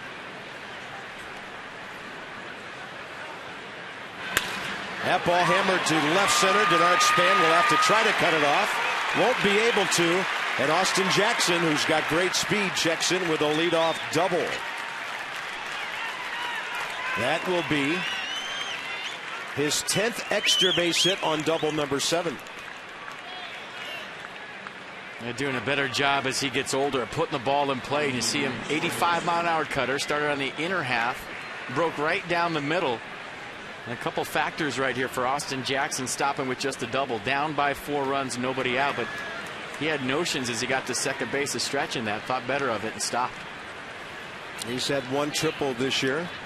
So here's where things get tough against this ball club. Torrey Hunter, Miguel Cabrera, Prince Fielder, the next 3. Aaron goes breaking ball, misses away. Torrey Hunter, ground ball to second, ground ball to third.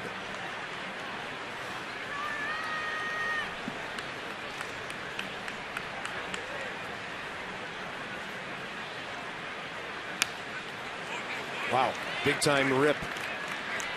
And Torrey Hunter got his pitch and missed it. Fastball up at 88, inner half. Big swing. You see the numbers, 290 with runners in scoring position this year for Hunter.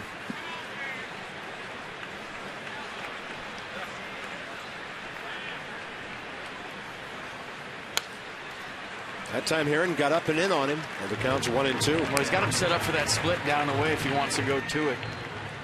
There are 2 things right here in a 1-2 count. If you're Dan Heron, you can elevate the fastball, see if he'll chase, or go right to that split. 67th pitch coming.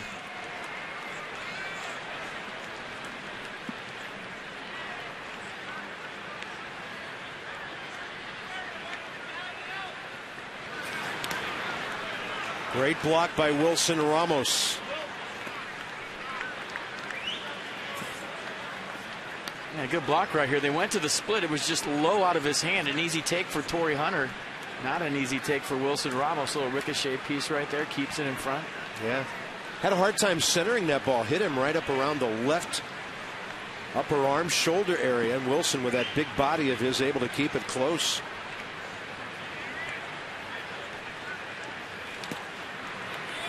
Three and two. It's where the presence on deck and maybe even in the hole will affect the way you pitch the guy in the batter's box. Best hitter on the planet on deck. This becomes a big pitch.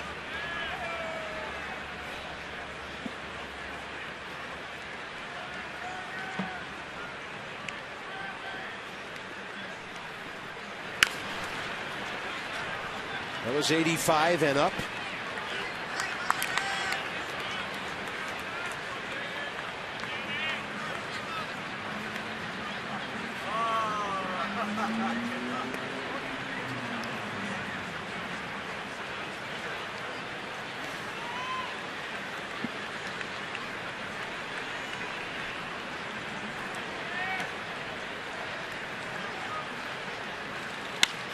Up the middle. Oh, look at this. A double play, but nobody covers second. Desmond and Espinoza looked at each other, and the throw went right through.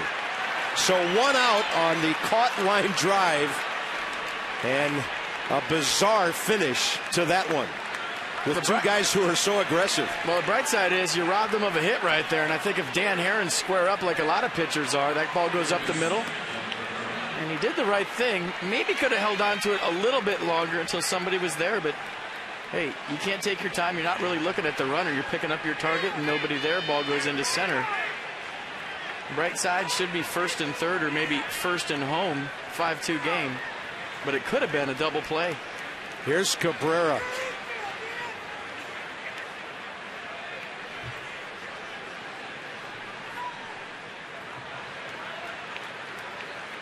You know, with the men at first, the shortstop, second baseman have to be constantly checking with each other to determine who's covering. Do you just not do that when there's a guy at second? No, you just say, I got it, I got it, I got it. Somebody's got to call the bag there like a fly ball. In the air to center. Denard Span is under it. It had to come down eventually. 2 outs. If Dan Herron finishes square to the plate like you kids at home are supposed to when you finish in a good fielding position, there's no way he makes this play. But because he's fallen off the mound to the left side, to the second base side, watch him fall off and go right into the line drive off the bat of Torrey Hunter. You see the reaction from Hunter, and you see the reaction from me and Desmond as the throw goes into center field. And obviously no error assessed because there was no advancement by Jackson, who was obsessed with trying to get back to the bag. But he kind of gave up, like, okay, this is a double play, you got me. Here's fielder. You saw Joaquin Benoit warming up. That ball is gashed right at Denard Span. What an inning.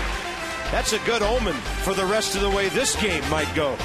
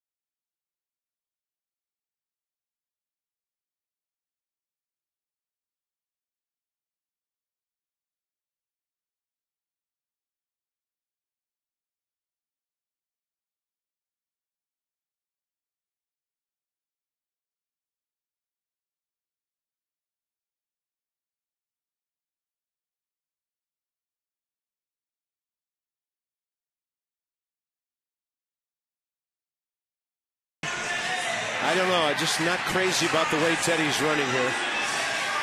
He's going to stop. They're carrying the batons again on this relay. Tom takes Teddy down. And George wins again. What is going on? 2 presidents out of 5 have won races this year. They get their own little thing going on. Something brewing. And I don't like it. Somebody else win besides the first 2 guys. Yeah. What happened to diversity? Visit the main team store for 50% off Majestic's authentic collection featherweight fleece. It's available through Sunday. Go to nationals.com/store for more information. That's while supplies last. Some restrictions apply. And you might notice the last couple of homestands, the Nats will pick out a certain item, put it on sale, and it can be yours. That's a good looking way to sport the Curly W. Another inning of work for Darren Downs. 16 pitches, 9 strikes in the 4th inning when he struck out Bernardina and Harper and flew out Ryan Zimmerman to the scoreboard. And he faces the suddenly red hot Adam LaRoche, and they put more of a shift on here. Off the interstate, 200. Told you that was coming soon. So Adam with a 6-game hitting streak now, 9 for 15, and don't forget about those 6 walks he drew as well. I mean, starting in Pittsburgh, he was just all over the bases. 5 walks, actually.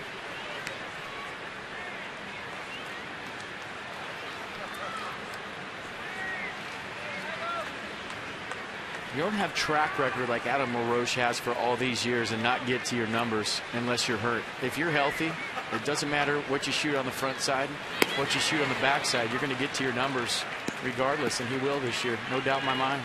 Downs nasty. He's retired all 4 he's faced, and he has struck out all 3 of the left-handers.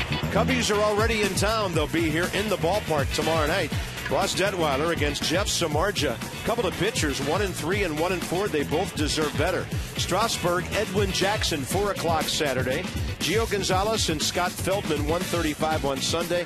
Then the Nationals will start a long trek to the West Coast. They'll be gone for a week and a half to play the Dodgers, the Padres, and the Giants. Desmond, short right field, caught by Infante. 5 in a row for Darren Downs. Doing a good job for the Tigers of quieting this game down. Next up, Danny Espinosa. But the good news is for Dan Herron and eventually the Nats bullpen, not having to deal with Hunter, Cabrera, and Fielder now for a couple more innings. That's why that 5th inning was so big. And when Austin Jackson started with that double, well, things a little dicey for a moment.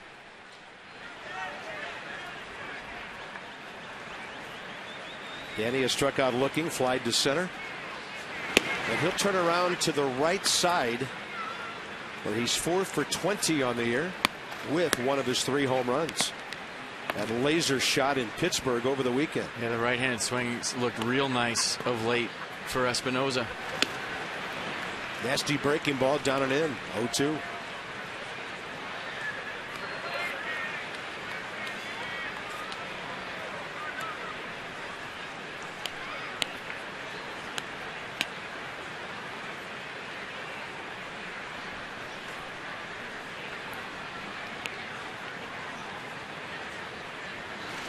I'm just going to mention it because I think it's the most over talked about thing in the history of baseball during a broadcast, the shadows. It's not easy to hit right now. The guy's having trouble picking up the ball. Prince Fielder with the best at bat of late, and he's got those shades on, so maybe that helped him, but yeah, not easy to hit right now. Yeah, that's why in October you have so many low scoring games. A lot of playoff games start at odd times. 1-2 delivery. Danny was reaching for that one, and Peralta makes a nice play. That guy is smooth as silk at shortstop. Here we go to the 6th. 5-6-7 for the Tigers. Nats by 4.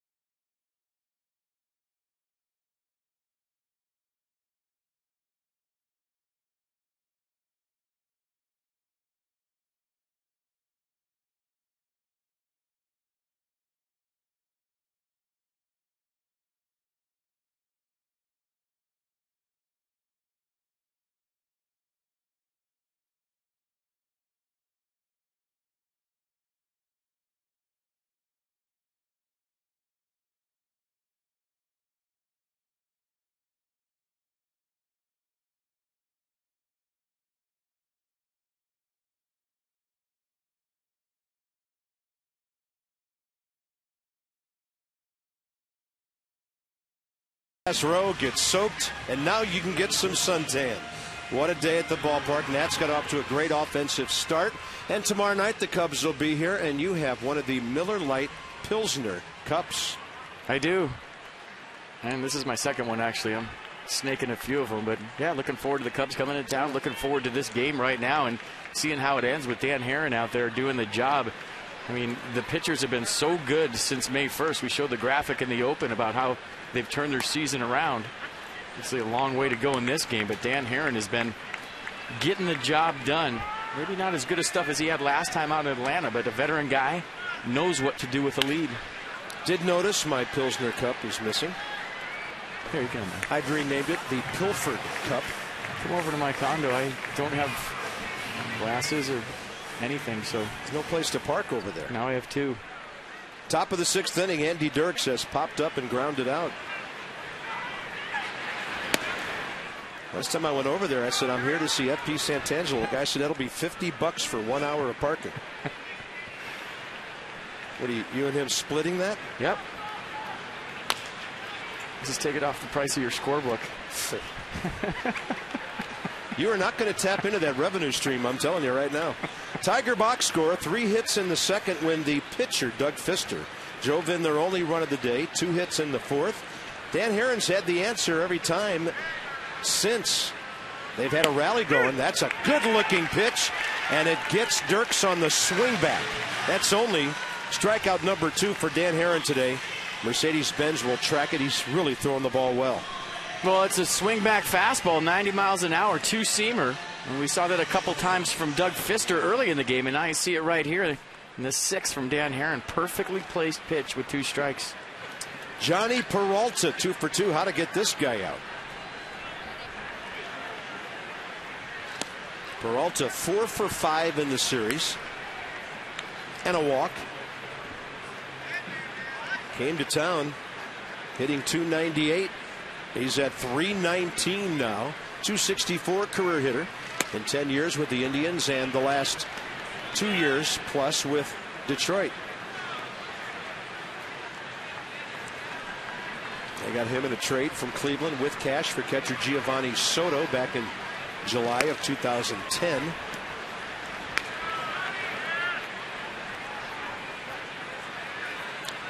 Luke Pekonen.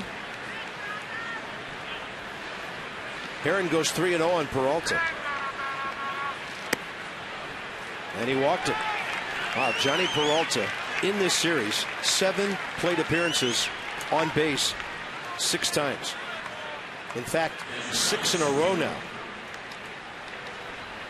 Dan Herron doesn't walk many. That's his first today, only his 6th of the year in more than 37 innings. Coming into today, 292 career starts for Herron. In 77 of those, he didn't walk anybody. That's pretty good. Here's Alex Avila. That's perfect on the outside corner. Avila has flied to right and lined to right, and Bryce Harper's robbed him both times. Bryce Harper's got his hands on his knees out there. Now he stands up straight, getting ready for the pitch. Off speed, 1 ball, 1 strike. This time of the day, this time of the year, right field, a serious sun field at Nationals Park. We see the shadows with Bryce Harper right behind him. It tells you exactly where the sun is, right in his eyes.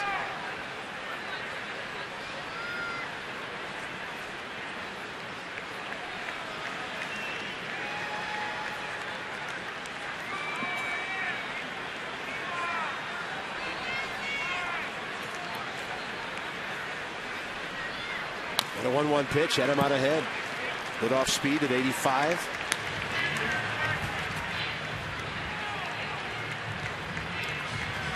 Well, if you're Bryce Harper right now, you robbed Avila twice.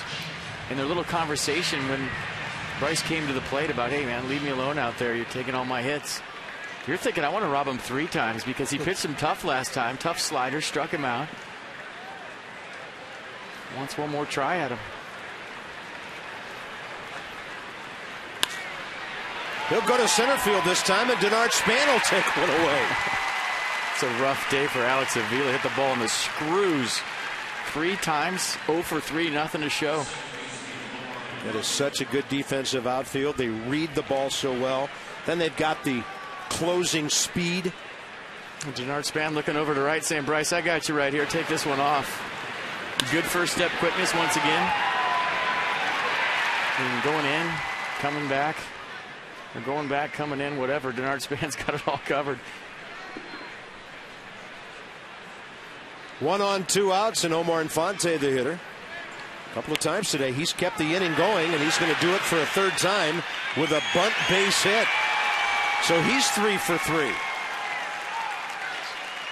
The singles guys on the Tigers having quite a day. It's the big boppers the Nats have kept quiet. And now Matt Tuiasosopo will be the pinch hitter. Well, it's the third base hit bunt of the series that's been successful. Danny Espinosa last night, Roger Bernardina early in this game, and now Omar Infante. So small ball here at Nats Park. You probably wouldn't have thought of that when the Tigers came into town. There'd be 3 base hit bunts in the series. Nothing prettier than a perfectly placed base hit bunt, I think. 26-year-old Matt Tuiasosopo from Bellevue, Washington. And, of course, his dad, Manu, played for the Seahawks. Brother Marquis, quarterback with the Raiders and the Jets. Great athletic family. A 176 career hitter in parts of 3 years with Seattle, but he hadn't been in the big leagues for 3 years. He got in contact with the Tigers, and they gave him a shot in spring training, and he made the ball club. Signed him to a minor league free agent contract last November. Ryan Matthews getting hot in a hurry. Tuiasosopo 1 for 6 with an RBI as a pinch hitter. And he has never faced Dan Herron.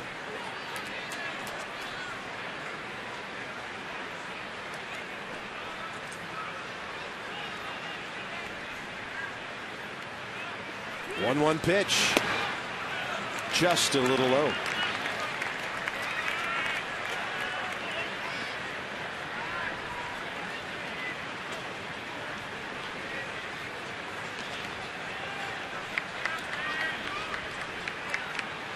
Pretty good job by Darren Downs. 3 strikeouts, retired all 6 he faced to keep this game interesting for the Tigers. And that one is heading for the bullpen and beyond. And this is a 5-4 game.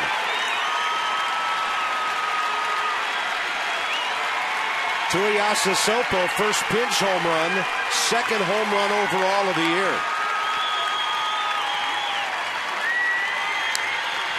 Give Omar Infante credit for keeping the line moving with that base hit bunt and giving Tuiasosopo a chance right here on a cutter down that he just digs out in a 2-1 count.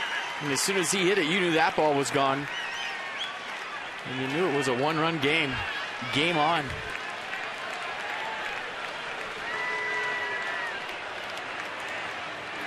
Well, I didn't think the Nats were going to put down the Tigers 2 games in a row with 1 run like they did last night. Top of the order, Austin Jackson. And Dan Herron's got to try to keep himself in this game. Jackson gets aboard. Davey could make the move. Double last time. That was leading off the 5th. He never made it beyond second base. Might go double switch with Lombardozzi here. Jackson with a late swing. Espinosa made the last out. The pitcher spot due up second if Herron doesn't get out of this right here. Probably see either Lombardozzi in the game, or that's pretty much the only move for Davey Johnson if he goes double switch. Dan Herron's 8th home run of the year given up. Not that many when you consider first game of the year in the bandbox in Cincinnati. The Reds hit 4, and at least 2 of them were wall scrapers. Perfect pitch on the outside corner. He's out of the inning. Is he done for the day? We shall see. Tigers get a big pitch hit homer. It's a 1-run game.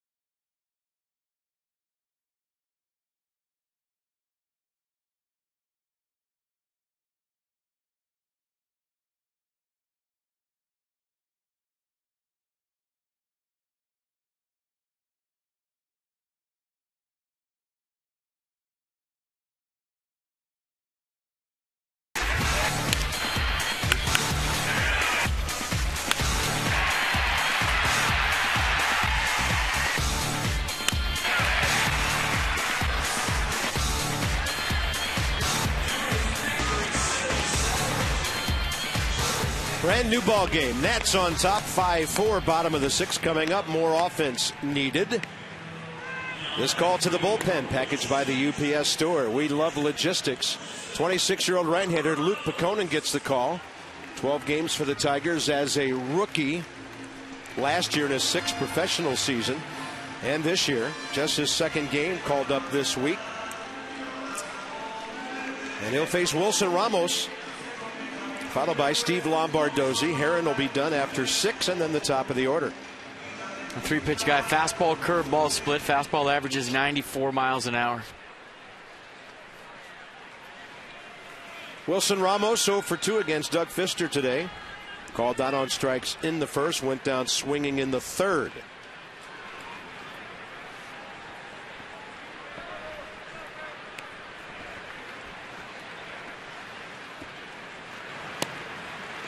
Boy, we face teams with thump in their lineup. They can make it a close game in the blink of an eye. Yeah, and it's odd about the Tigers. That was their 32nd home run of the year. They're in the bottom 3 of ball clubs in numbers of home runs in the American League. I think that number is going to change once the weather warms up in Detroit. That's a pitcher's park, but they can make it play fairly small.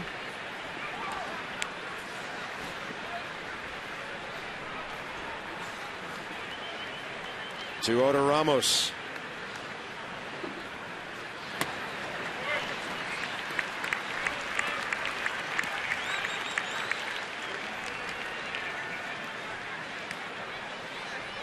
Well, last time the Tigers scored a run in the second, the Nats answered with 2 in the bottom.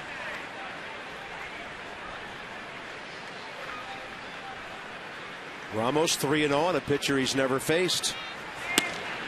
That catches the edge, 3-1. Steve Lombardozzi about to make his 14th pinch hitting appearance this year.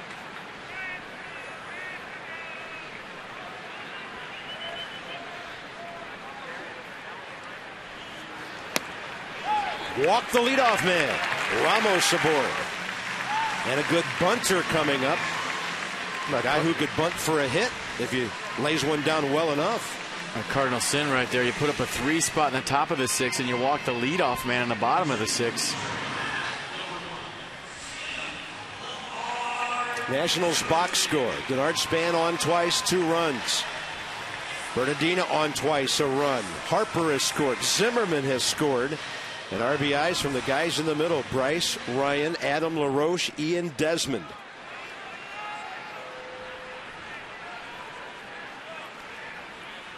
Cabrera close in at third. Fielder holding the runner. Although Prince was actually several feet toward the pitcher from the bag there when he actually received that throw. I love watching Miguel Cabrera play third. I mean, he is not afraid just to play right in your face in a bunt situation. Jim Leland throwing over. Everybody watching the hands of Steve Lombardozzi to see if he showed. Target away. Lays it down. That is perfect. And Cabrera on the run flips it to fielder. That's why Steve Lombardozzi is one of the best fundamental ball players on this club. Well, he's been having trouble with the sacrifice bunt from the left side recently, and it's not an easy job, folks. You sit around for 3 hours, you come off the bench, and the whole ballpark knows you're bunting, and to get it down, not easy. This time Lombardozzi gets the job done. Nice job. 2 shots to drive in Ramos now. Span and Bernardino. Jim Leland to the mound.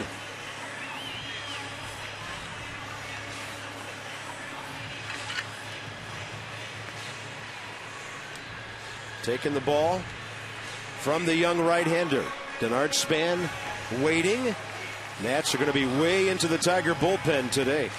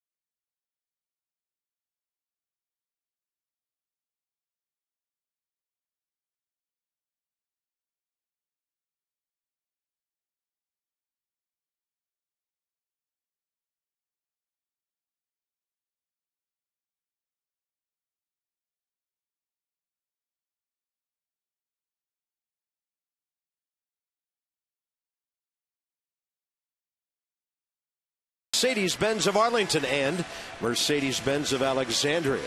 So the middle of the lineup, Zimmerman included, all in on the offense. Tuiasa Sopo, the big 3-run pinch homer.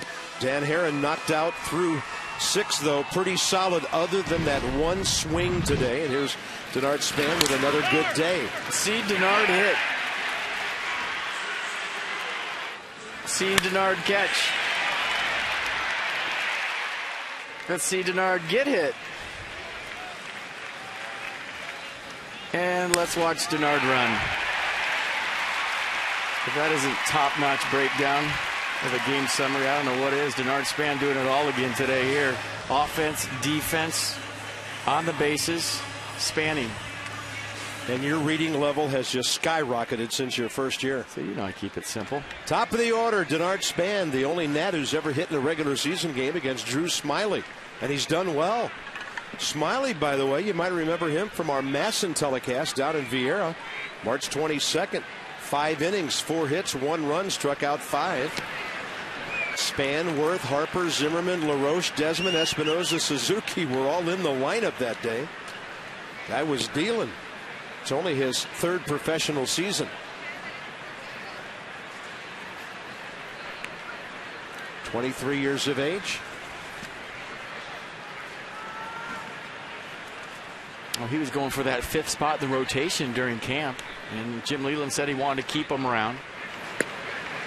A guy that he could use for multiple innings out of the bullpen, not just a lefty specialist guy, because he's a 4-pitch guy: fastball, cutter, curveball, change.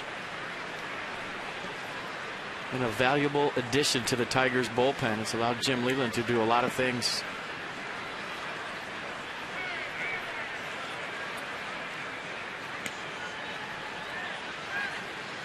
2-0 pitch outside.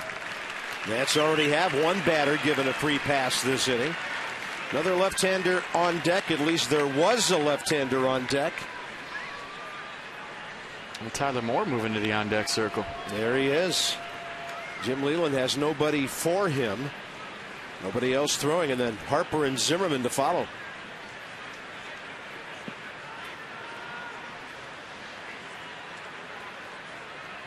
Denard Span, 3 for 6 career against this lefty. That gets him to a 3-1 count. One of those hits a double.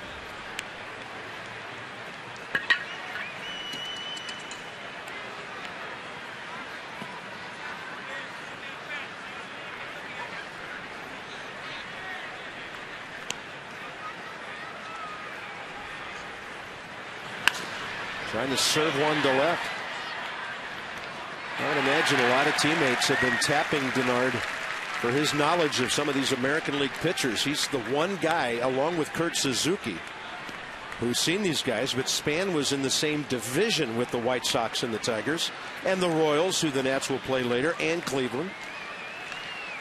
Plus a return visit to Detroit late July.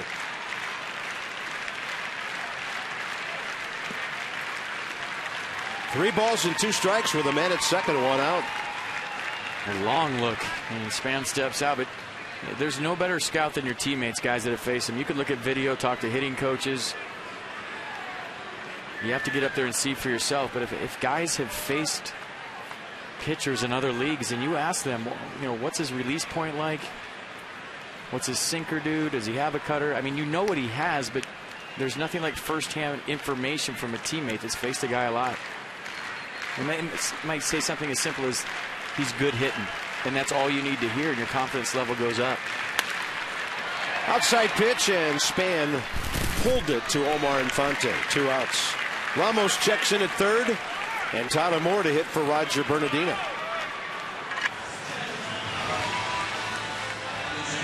So lefty's hitting .074 off Drew Smiley this year. Righty's .233. Davey Johnson going to Tyler Moore for Roger Bernardina. Interesting move by Davey to weaken himself defensively late in the game with a 1-run lead. Yep, he thinks this is worth going for with the bat.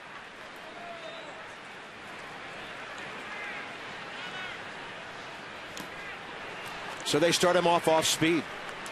Tyler hasn't seen a whole lot of fastballs lately. We found out last year he can hit them. 10 home runs, 30 RBIs or so. Now they want, the league does, him to convince them they can hit something else, or he can hit something else. Another breaking ball. He's been in swing mode now for about a week. He's gotten an opportunity with the hamstring injury to Jason Worth, taking advantage of it by having some big at-bats late in ball games in Pittsburgh, sac fly and a home run. But if you're going to show the league you're going to swing, they know they don't have to throw you strikes. And Tyler Moore for a while right now has been in swing mode. And you want a guy that can go deep to be aggressive, but aggressive in the strike zone. 0-2 pitch. Got him on a foul tip. Nats get a leadoff walk. Don't do anything with it. Here comes Hunter, Cabrera, and Fielder. Top of the 7th in a 1-run game.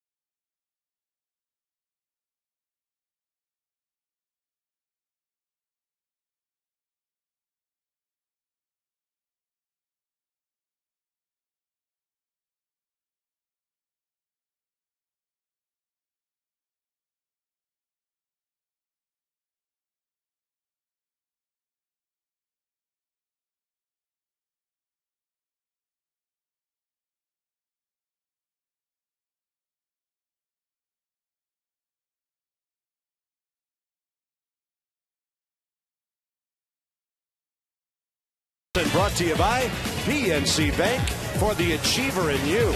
There you go, Carp. Outback Steakhouse. It's always fresh in the Outback. And by Farmers Insurance. At Farmers, we believe in smarter coverage. Contact your local agent, 888-96-FARMERS. Well, one of the most important food groups there are. Represented right there. Ballpark hot dogs on the grill. I want the burnt one. I like them burnt. If you boil them, don't bring them in. Let's go inside the numbers, brought to you by Jeep, a unique brand of freedom you'll only find in the full line of Jeep vehicles. Visit Jeep.com to learn more. That's bullpen since April 15th. That's 21 games with a 1.95 ERA. The overall season bullpen earned run average, 3.69. But these are some pretty spectacular numbers, including the pitches and the almost 3-to-1 strikeout to walk ratio. Well, this should be a two-hitter deal for Ryan Matthews if it goes right. Davey Johnson going with Matthews versus Hunter and Cabrera. Zach Duke probably come in to face Prince Fielder and Andy Dirks. Jim Leland used his only right-hander off the bench, Tuiasa Sopo, but he has a couple of switch hitters, Pena and Santiago, left as well for Dirks. Wow. Just looking ahead a little bit, Prince Fielder has batted 40 times against Zach Duke. Here's Torrey Hunter, who has faced Ryan Matthews. He's 0 for 1. Tyler Moore plays left field. Behind Desmond, behind Zimmerman. Well, a sinker plays well if Ryan Matthews can get it to his spot against Hunter and Cabrera.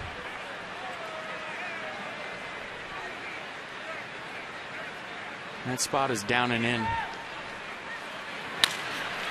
Got the ground ball. Looked like Ryan fanned on it.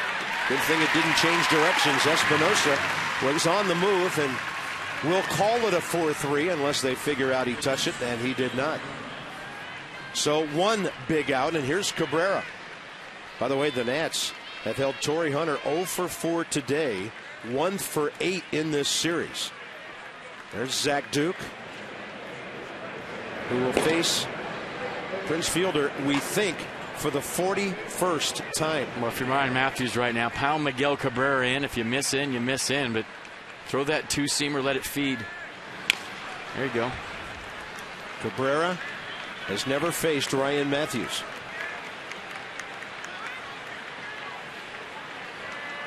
One for 3 today. Actually 2 for 7, both singles, RBI last night in this 2-game series.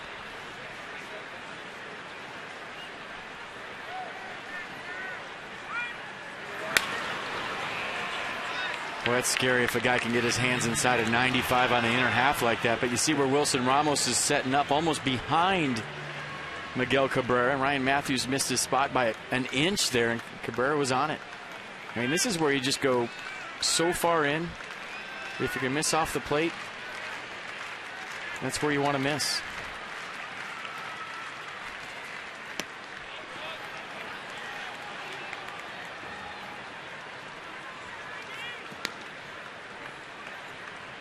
A huge part of this game all of a sudden in a 1-run game. A lot of outs yet to get.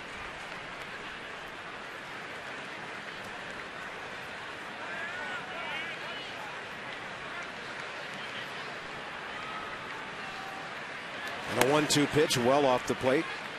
Well, that's where you got to throw it. Down and in. If you miss it, you miss off the plate in.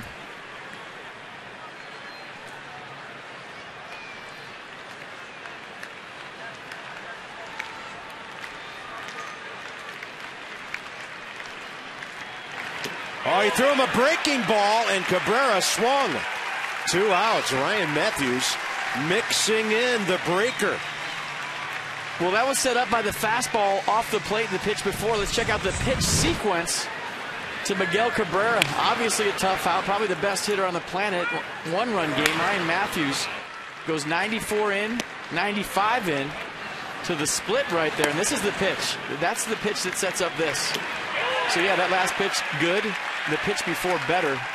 And Ryan Matthews with a huge out in this game, getting Miguel Cabrera to strike out. And with nobody on base, Davey Johnson feeling good about Matthews against Fielder. They've never faced each other. So Zach Duke now stops throwing, just watching from the bullpen mound in right field. Fielder 0 for 3 today. In the series, 1 for 6 with a double and a walk. Now look at Ryan Matthews spinning breaking stuff in there. Is that a splitter? Might have been the split at 81. Let's check out the tumbling action. You see the split from Matthews right there. Wow. It's a great shot, guys. You see the tumbling. And remember the clippered changeup on which Fielder struck out last night.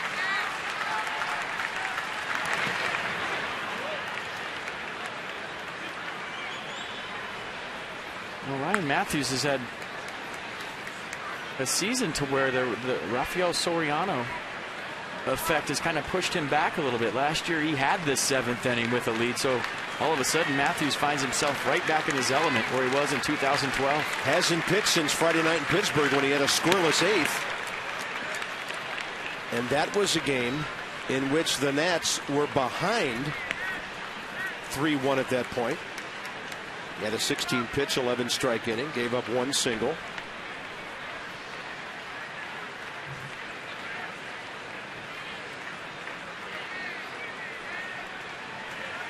Fielder has lined out hard twice today, once to Harper, once to Span.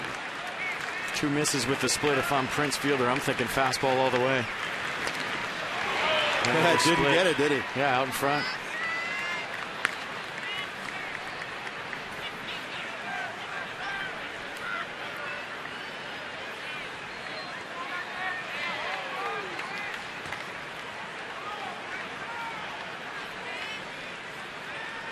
Nats lead 5-4. Top of the 7th.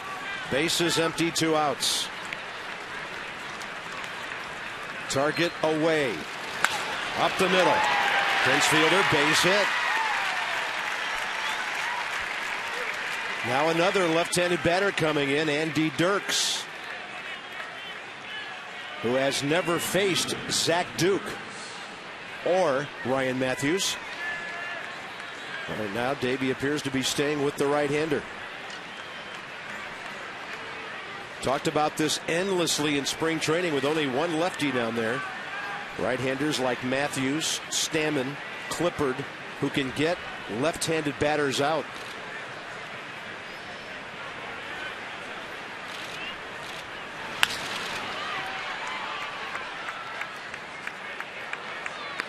I mean, if you're right-handed and you're facing Ryan Matthews, it's a rough ride. You get the two-seam fastball, 94, 95 coming down and into you, but left-hander's a little more comfortable against Matthews because that ball, that two-seamer breaking down on the outer half. You just dive out there, try to hit it the other way. It's a good game plan. That's where that split or that fork comes in so handy for Matthews against lefties. And a bouncer right side. Adam LaRoche with the scoop. Time to stretch. Ryan Matthews with a key scoreless top of the 7th against some very good Tiger hitters.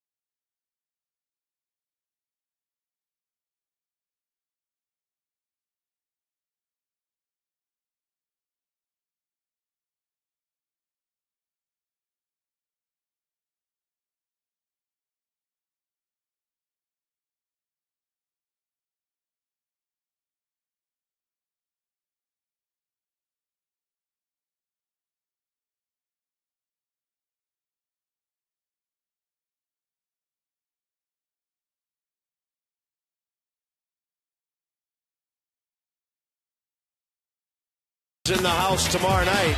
He's off to a tough start, but he has a good ERA and great numbers.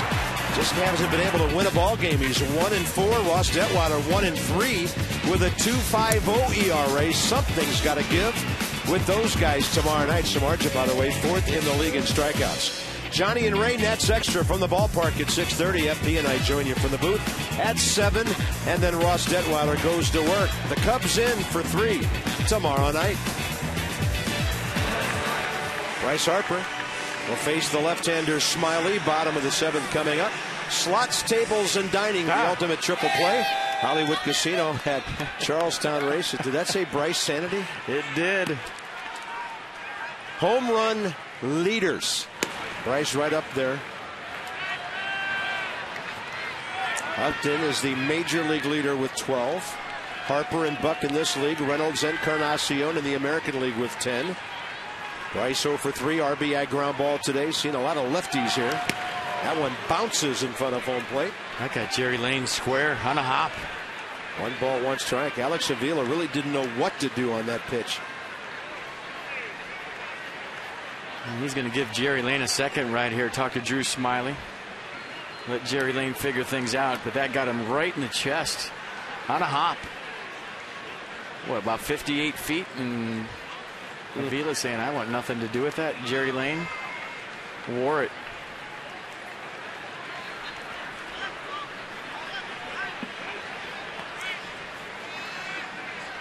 We always say how Kurt Suzuki blocks baseballs with nobody on to get some calls maybe when he's hitting. That was the absolute opposite of what Suzuki does. Yeah, Alex got out of dodge there, didn't he? I'm not blocking this. There's nobody on. Jerry Lane, no choice.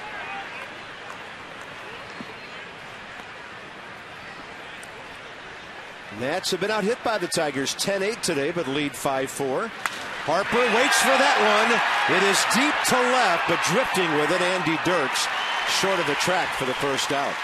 Smiley is now retired 3 straight, including a right-hander Moore in between Span and Harper. Tigers don't have a right-hander up. It'll be Smiley against Zimmerman, then he gets Adam LaRoche. Now Bryce frustrated. He got a pitch right there, just missed it. And that helmet's going to pay the price in the tunnel as we speak. Zimmerman 2 for 3, RBI single.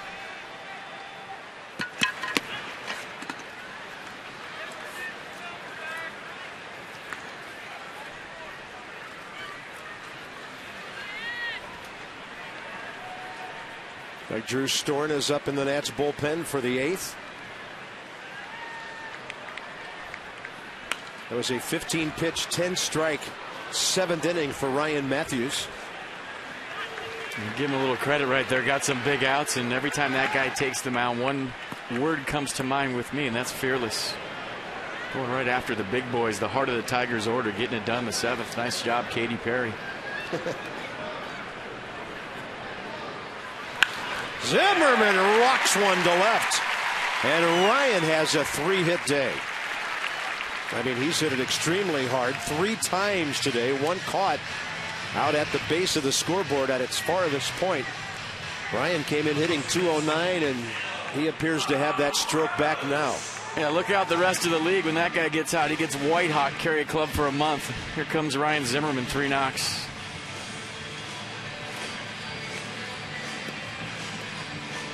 Adam LaRoche, a 2-hit day, RBI back in the 2nd.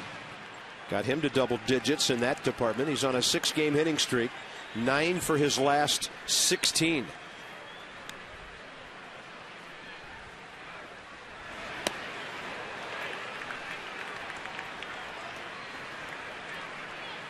With the runner at first, the Tigers are playing the same shift they played last time up when Adam led off the 5th inning.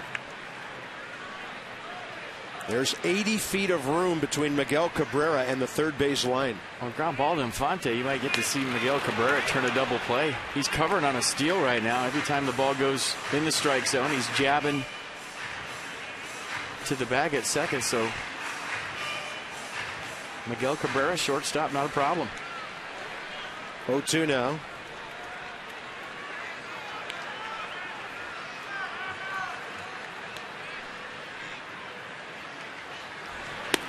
Good take, tough take.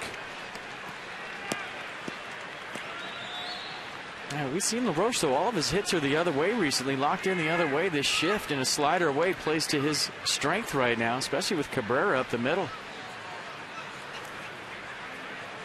Pitching away from the defense.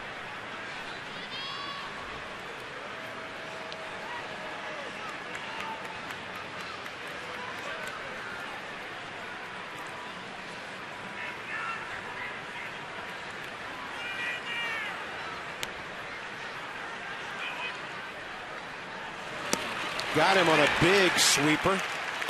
2nd K by Smiley. We got Tyler Moore last inning. And now Ian Desmond with 2 outs. 11 years now of MLB.TV. Millions of fans have subscribed. You can check every out-of-market game on your favorite mobile and connected devices live online. And you can do it with MLB.TV Premium HD quality. MLB.TV. Baseball everywhere.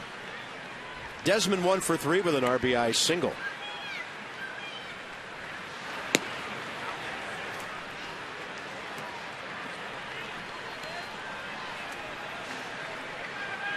Nats could use his 18th extra base hit of the year right here.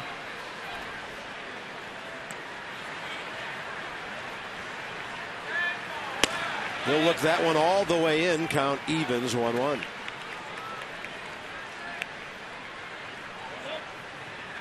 Only game in progress right now. Yankees at Rockies are interrupted by weather. Indians A's over. Everything else tonight. That's outside. 2-1. University of Arkansas product, Drew Smiley. Long Beach alum Danny Espinoza waiting.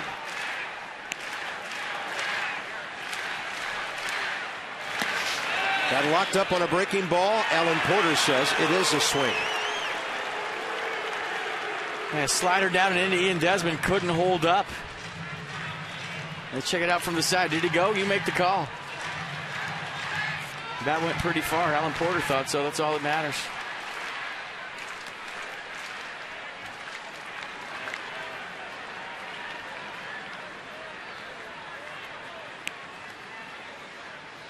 Target in. Desmond fights it off, and he lines right into the glove of the pitcher. Nats are gone in the 7th. Drew Storn appears to be on the way in a 1-run game.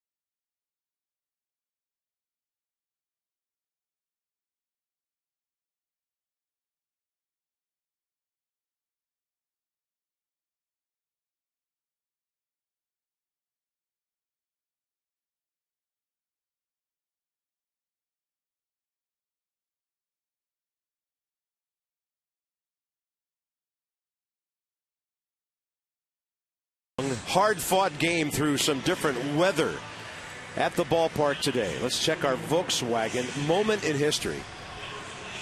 Springtoberfest event going on now. Visit VWDealer.com. How about this? Back in '71, Willie Mays and Hank Aaron combined 1,238 home runs, both homer in a game together. First time in history, two guys with more than 600 did it in the same game. How about that? Yeah, why are you pitching to him? Well, Willie was surrounded by some pretty good hitters back then, and so was the Hammer. Well, back then they didn't pitch around guys. They went right after you. Yeah, kind of the Drew Storen philosophy of going after guys, and he'll get Peralta, Avila, and Infante here in the 8th, and hopefully he'll be able to get Peralta and Infante out. Guys have been on base 6 times today. See, lefties has been the problem. You saw the average against 2-seam fastball, 4-seam fastball, slider, change for Storen. He's been throwing the changeup a lot. Johnny Peralta, 0 for 1 career against Drew with a strikeout. 2 for 2 today with a walk. 4 for 5 in the series with 2 walks. And the last time he didn't get on base was his first at bat last night in the 2nd inning.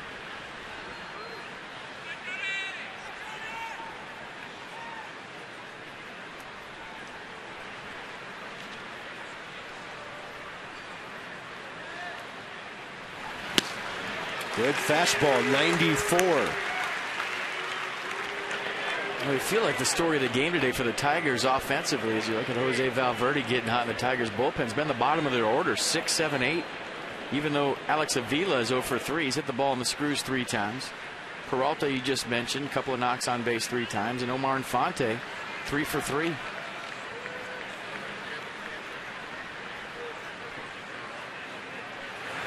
Great slider. Didn't get the call. Serious snap on that thing. First time Jerry Lane saw it. Nissan will watch it. Yeah, might have locked up Jerry Lane. Good frame right there by Wilson Ramos. You see the overhead on the pitch track. Looked like it just shaved off the front corner of the plate. Drew comes with the fastball and breaks his bat. Desmond for the first out. Johnny Peralta retired. Makes the rest of the day look pretty good. Did you forget something right there? What? Serious damage? Yeah, that was severe. Broke the bat. Let's go. All right. This copyrighted broadcast presented by authority of the Washington Nationals Baseball Club and may not be reproduced or retransmitted in any form, and the accounts and descriptions of this game, however severe, may not be disseminated without the express written consent of the Washington Nationals. Yeah, severe is better than serious. Oh, yeah. And here's Alex Avila, the hard luck hitter for the Tigers today. Long fly ball, 2 line drive outs to the outfield. They're not going to be able to catch that one on a fly. First career at bat against Drew Storen, and he cashes it in. And now Omar Infante. 4 balls right on the screws today for Alex Avila. Nice day at the plate. 1 for 4, but you got to feel good about your swing when you're barreling up the baseball consistently like he has here today. Omar Infante, 0 for 4 career against Storen. Great day. 2 hits, a bunt hit guided perfectly down the third base side.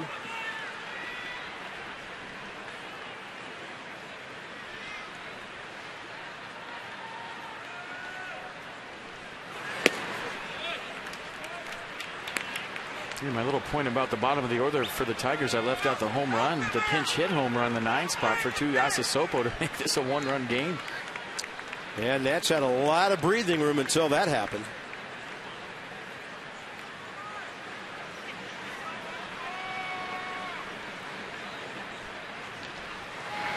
That's 94 right in there. Drew throwing his fastball for strikes here.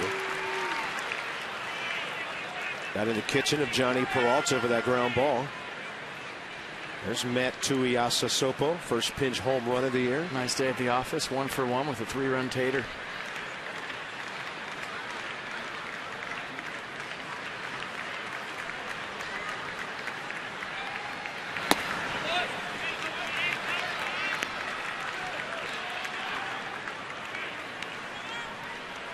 That's where Jim Leland, if he wants to, he's got a guy that can handle the bat up there.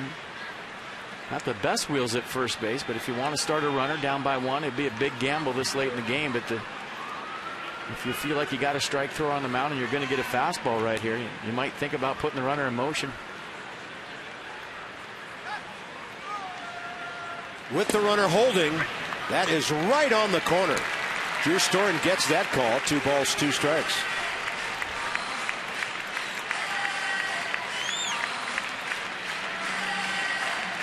Well, got him set up for the same way. You go 2-seam fastball away, try to run it back or drop that slider on the outer half. Make it look like the 2-seam fastball away that you just threw and break it off the plate for a swing through.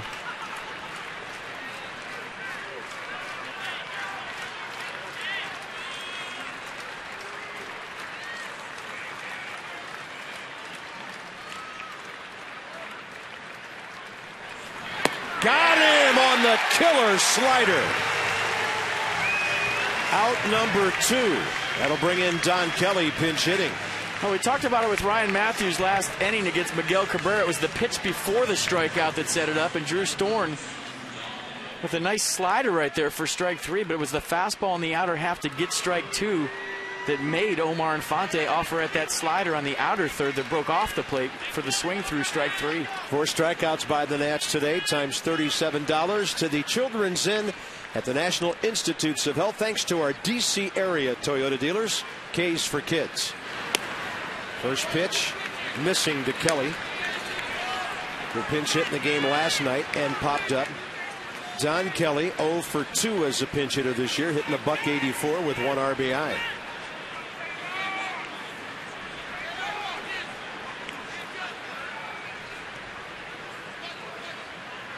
Target away usually means fastball. Ooh, he missed his spot, got it up and in, but it was so far in, Kelly couldn't do much with it.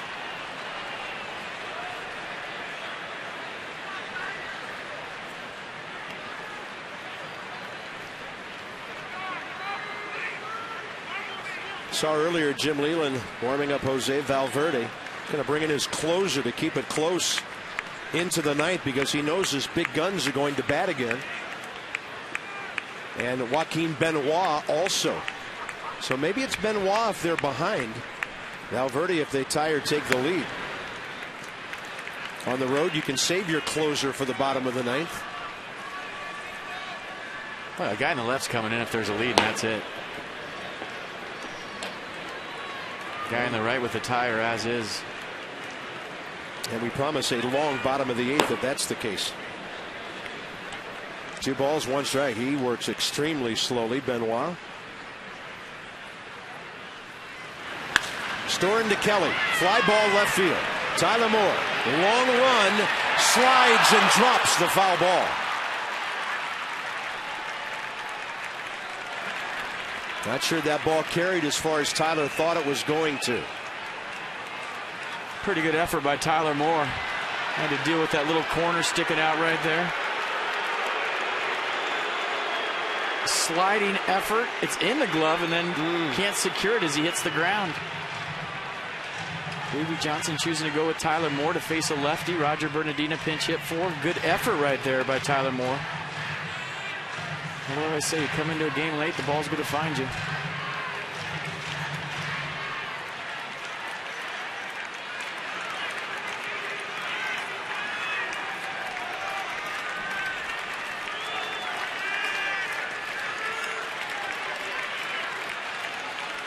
Two-two pitch.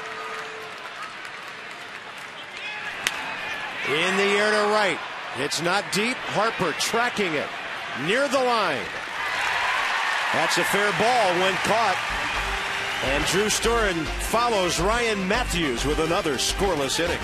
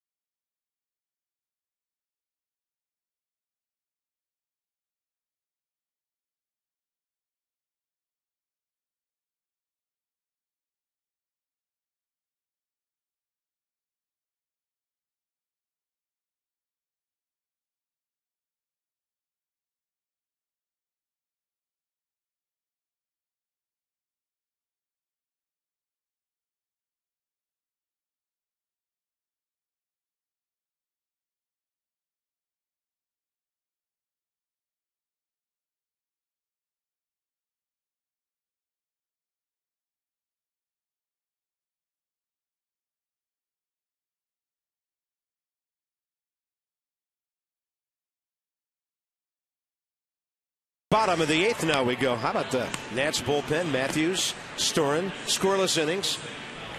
Let's go inside the numbers with Jeep and the unique brand of freedom you'll only find in the full line of Jeep vehicles. Visit Jeep.com to learn more. Jose Valverde will come in and pitch the 8th inning. 3rd on the active list of saves. Well, everybody knows who's number 1 there by a long shot. Well, this is where the Nationals need some add-on runs. When you look what's coming up in the top of the 9th for the Tigers, top of the order, some big outs for Soriano to get, and now they face Jose Valverde right here. You see the numbers. 2-pitch guy, fastball split. Been throwing a lot of fastballs 91% of the time this year. 3 for 3 in save opportunities.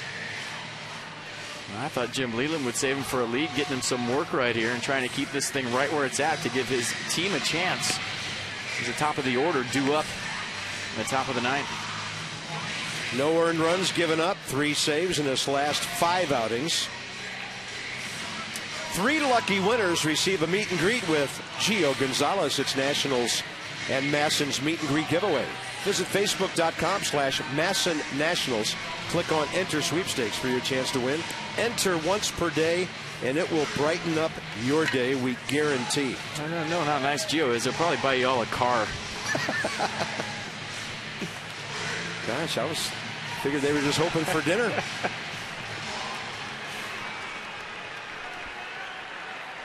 Valverde against Danny Espinosa, who's never faced him. Then Ramos, and then the pitcher spot.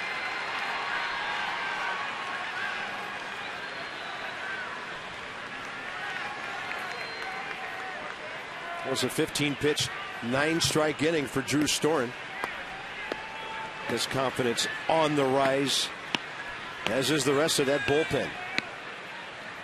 Espinosa 0 for 3 today, goes up the middle. Valverde might have gotten a piece of it. Omar Infante makes a fine play. 1 pitch, 1 out. A nice play to the backhand side, making it look easy on an in-between hop.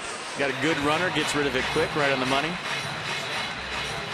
Good defenders make tough plays look easy, and that's exactly what Omar Infante did. Yeah, no contact by the pitcher there. 4-3 on the out. And with Wilson Ramos stepping in, veteran pinch hitter moves on deck. Wilson today 0 for 2 with a walk last time. Ramos has never faced Valverde, and there's Chad Tracy, who has. Chad 1 for 1 against this right-hander.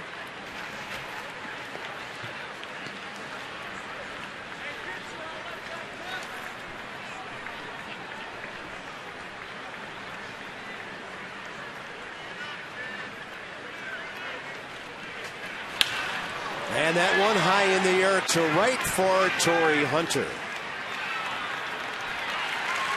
Chad Tracy now.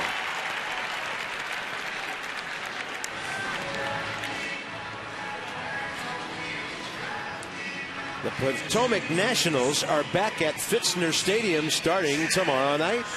Saturday fireworks. Kids eat free on Sundays. $1 Monday, all kinds of fun at the ballpark.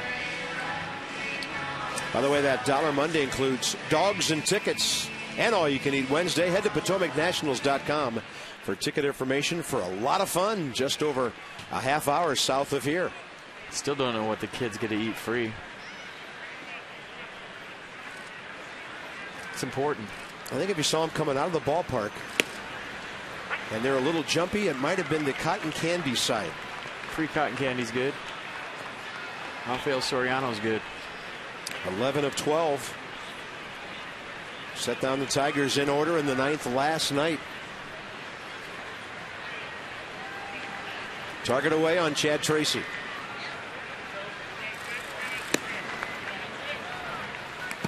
That's rough for Chad Tracy coming off the bench. As a pinch hitter, you want to offer at the first pitch. That's your MO. But, 3 pitches into the inning, 2 outs.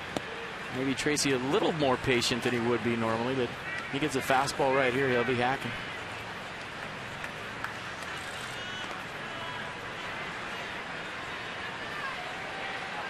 One pitch with Span waiting.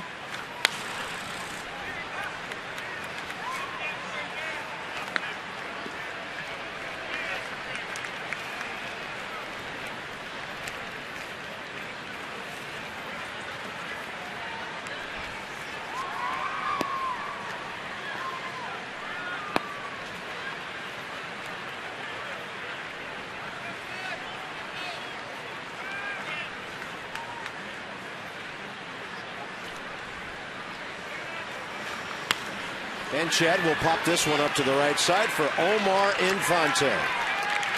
Well, we thought it might come down to this. Top of the ninth. Soriano, top of his game. Top of the order for the Tigers. Buckle up.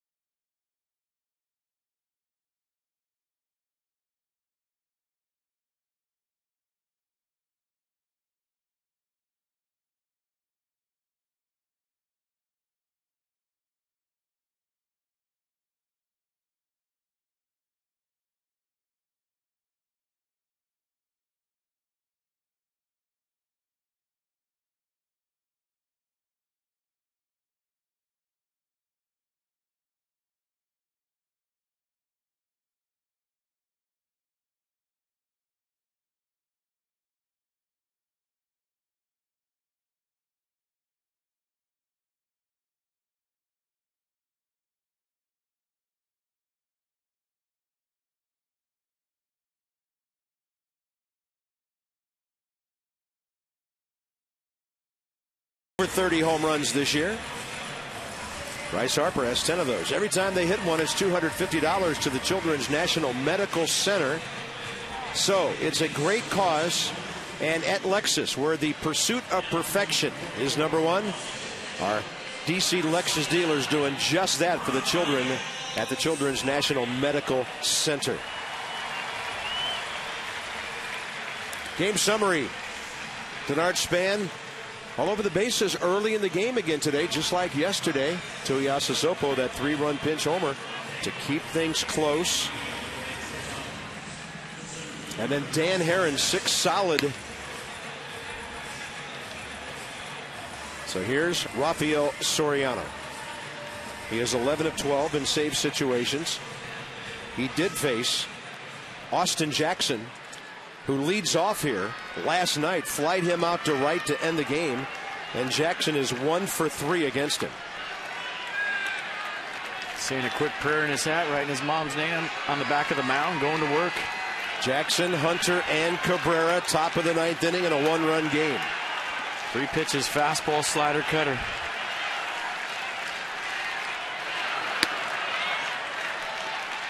These are the saves that the big boys earn right here. 1-run game, Tigers lineup.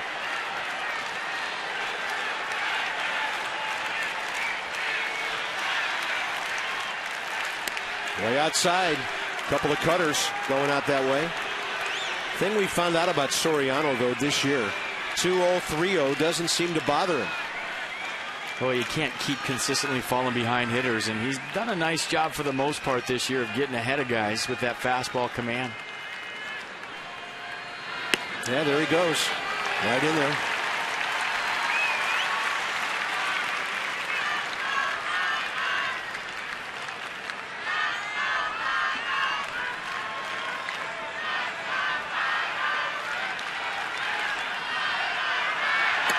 Misses way upstairs.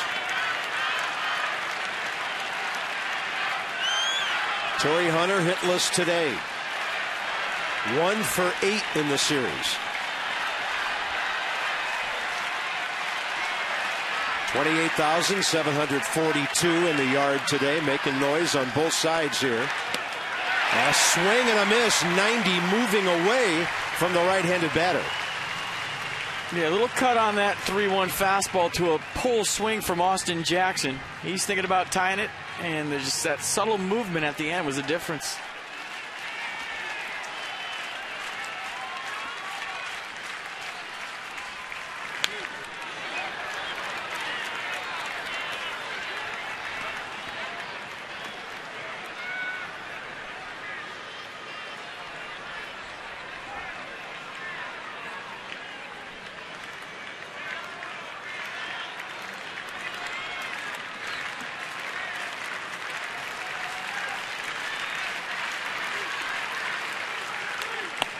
Keeps pumping strikes in there.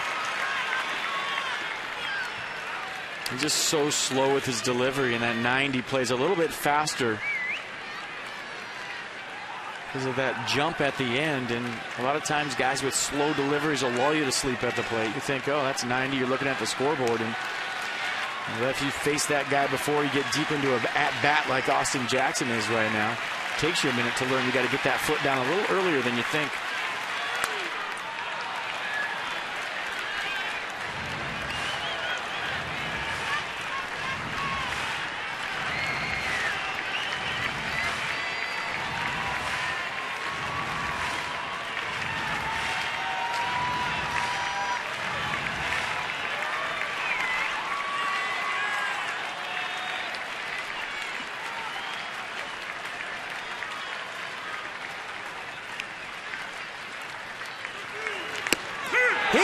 Got him looking on a high fastball.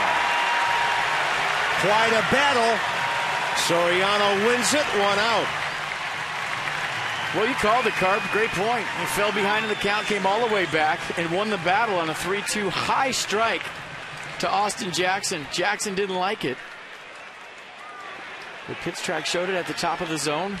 Good battle right there, won by Soriano. Huge out, needless to say, here in the 9th. Torrey Hunter 0 for 6 career against Soriano.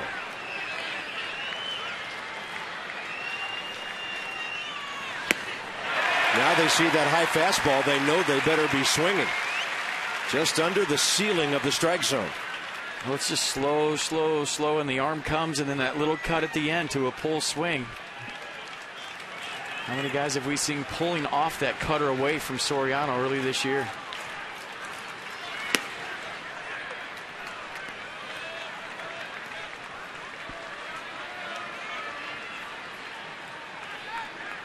Among that 0 for 6, 2 strikeouts.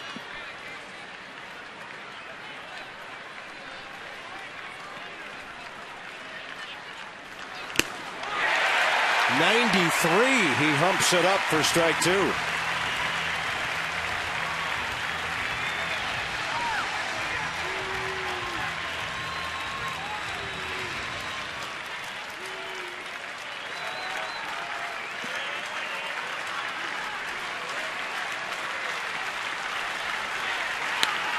Had him reaching. I mean, that's what you have to do. Veteran closer facing guys with pop. Torrey Hunter, Miguel Cabrera, Prince Fielder. If one of those guys should reach, got to make them beat you to the big part of the ballpark late. Tip your cap if they do, although that guy can leave anywhere, right? Center, left, doesn't matter. First things first.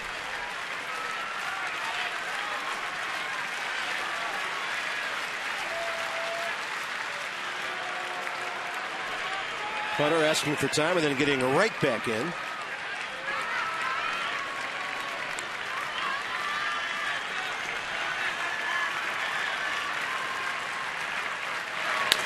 Low in the zone. Hard hit. Espinosa has it. 2 down. Not an easy chance right there for Danny Espinosa. That ball was scalded. Doesn't like to use the backhand. You see Espinosa all the time. Likes to get in front of the baseball. That ball got on him quick. And here you go, folks, the matchup that I don't know if you're waiting for. I know I am. This is what it's all about right here. Big-time closer against the best hitter in the world. 1-run game. And at least you know he can't give the Tigers the lead. Cabrera 1 for 8 career against Soriano, 2 strikeouts.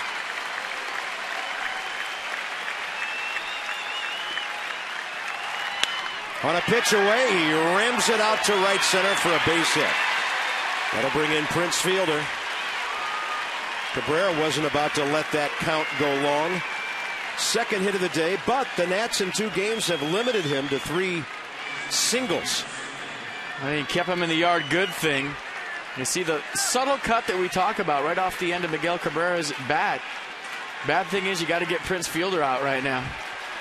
Yeah, and this matchup's a whole lot more interesting. Because Prince Fielder has 2 career hits against Soriano in 4 at-bats. And both of them have left the yard. I'll tell you what, there's a lot of talk before this series about maybe a World Series preview. I think that's very premature, but How about this game shaping up, and how about these first 2 games and how well they've been played in the drama here in D.C. Good stuff.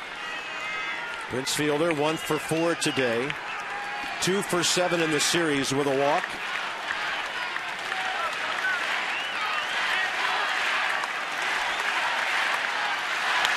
In the air to center, span, back, and he's there. The Nats sweep the 2-game series from the Tigers. That was an unbelievable ending. Untuck it, you earned it. And look at everybody else untucking it. Ryan Matthews, Drew Storn, Jason Worth. Hard day at the office, you get yourself a save, untuck it. That was a good baseball game. It's time for your Kia drive of the game. Let's go back to the first inning. Why not give it a bunt? Roger Bernardina, we love when he base hit bunts. There wasn't any taters, at least not for the Nationals, so we're going to give you that. Our Kia drive of the game. Drive of the game is brought to you by Kia. Visit kia.com to learn why Kia is one of the fastest growing car brands in America. Nats have won 4 in a row, 6 of their last 7. Pitching as good as needed today. 2 hours and 51 minutes and lots of drama at the end.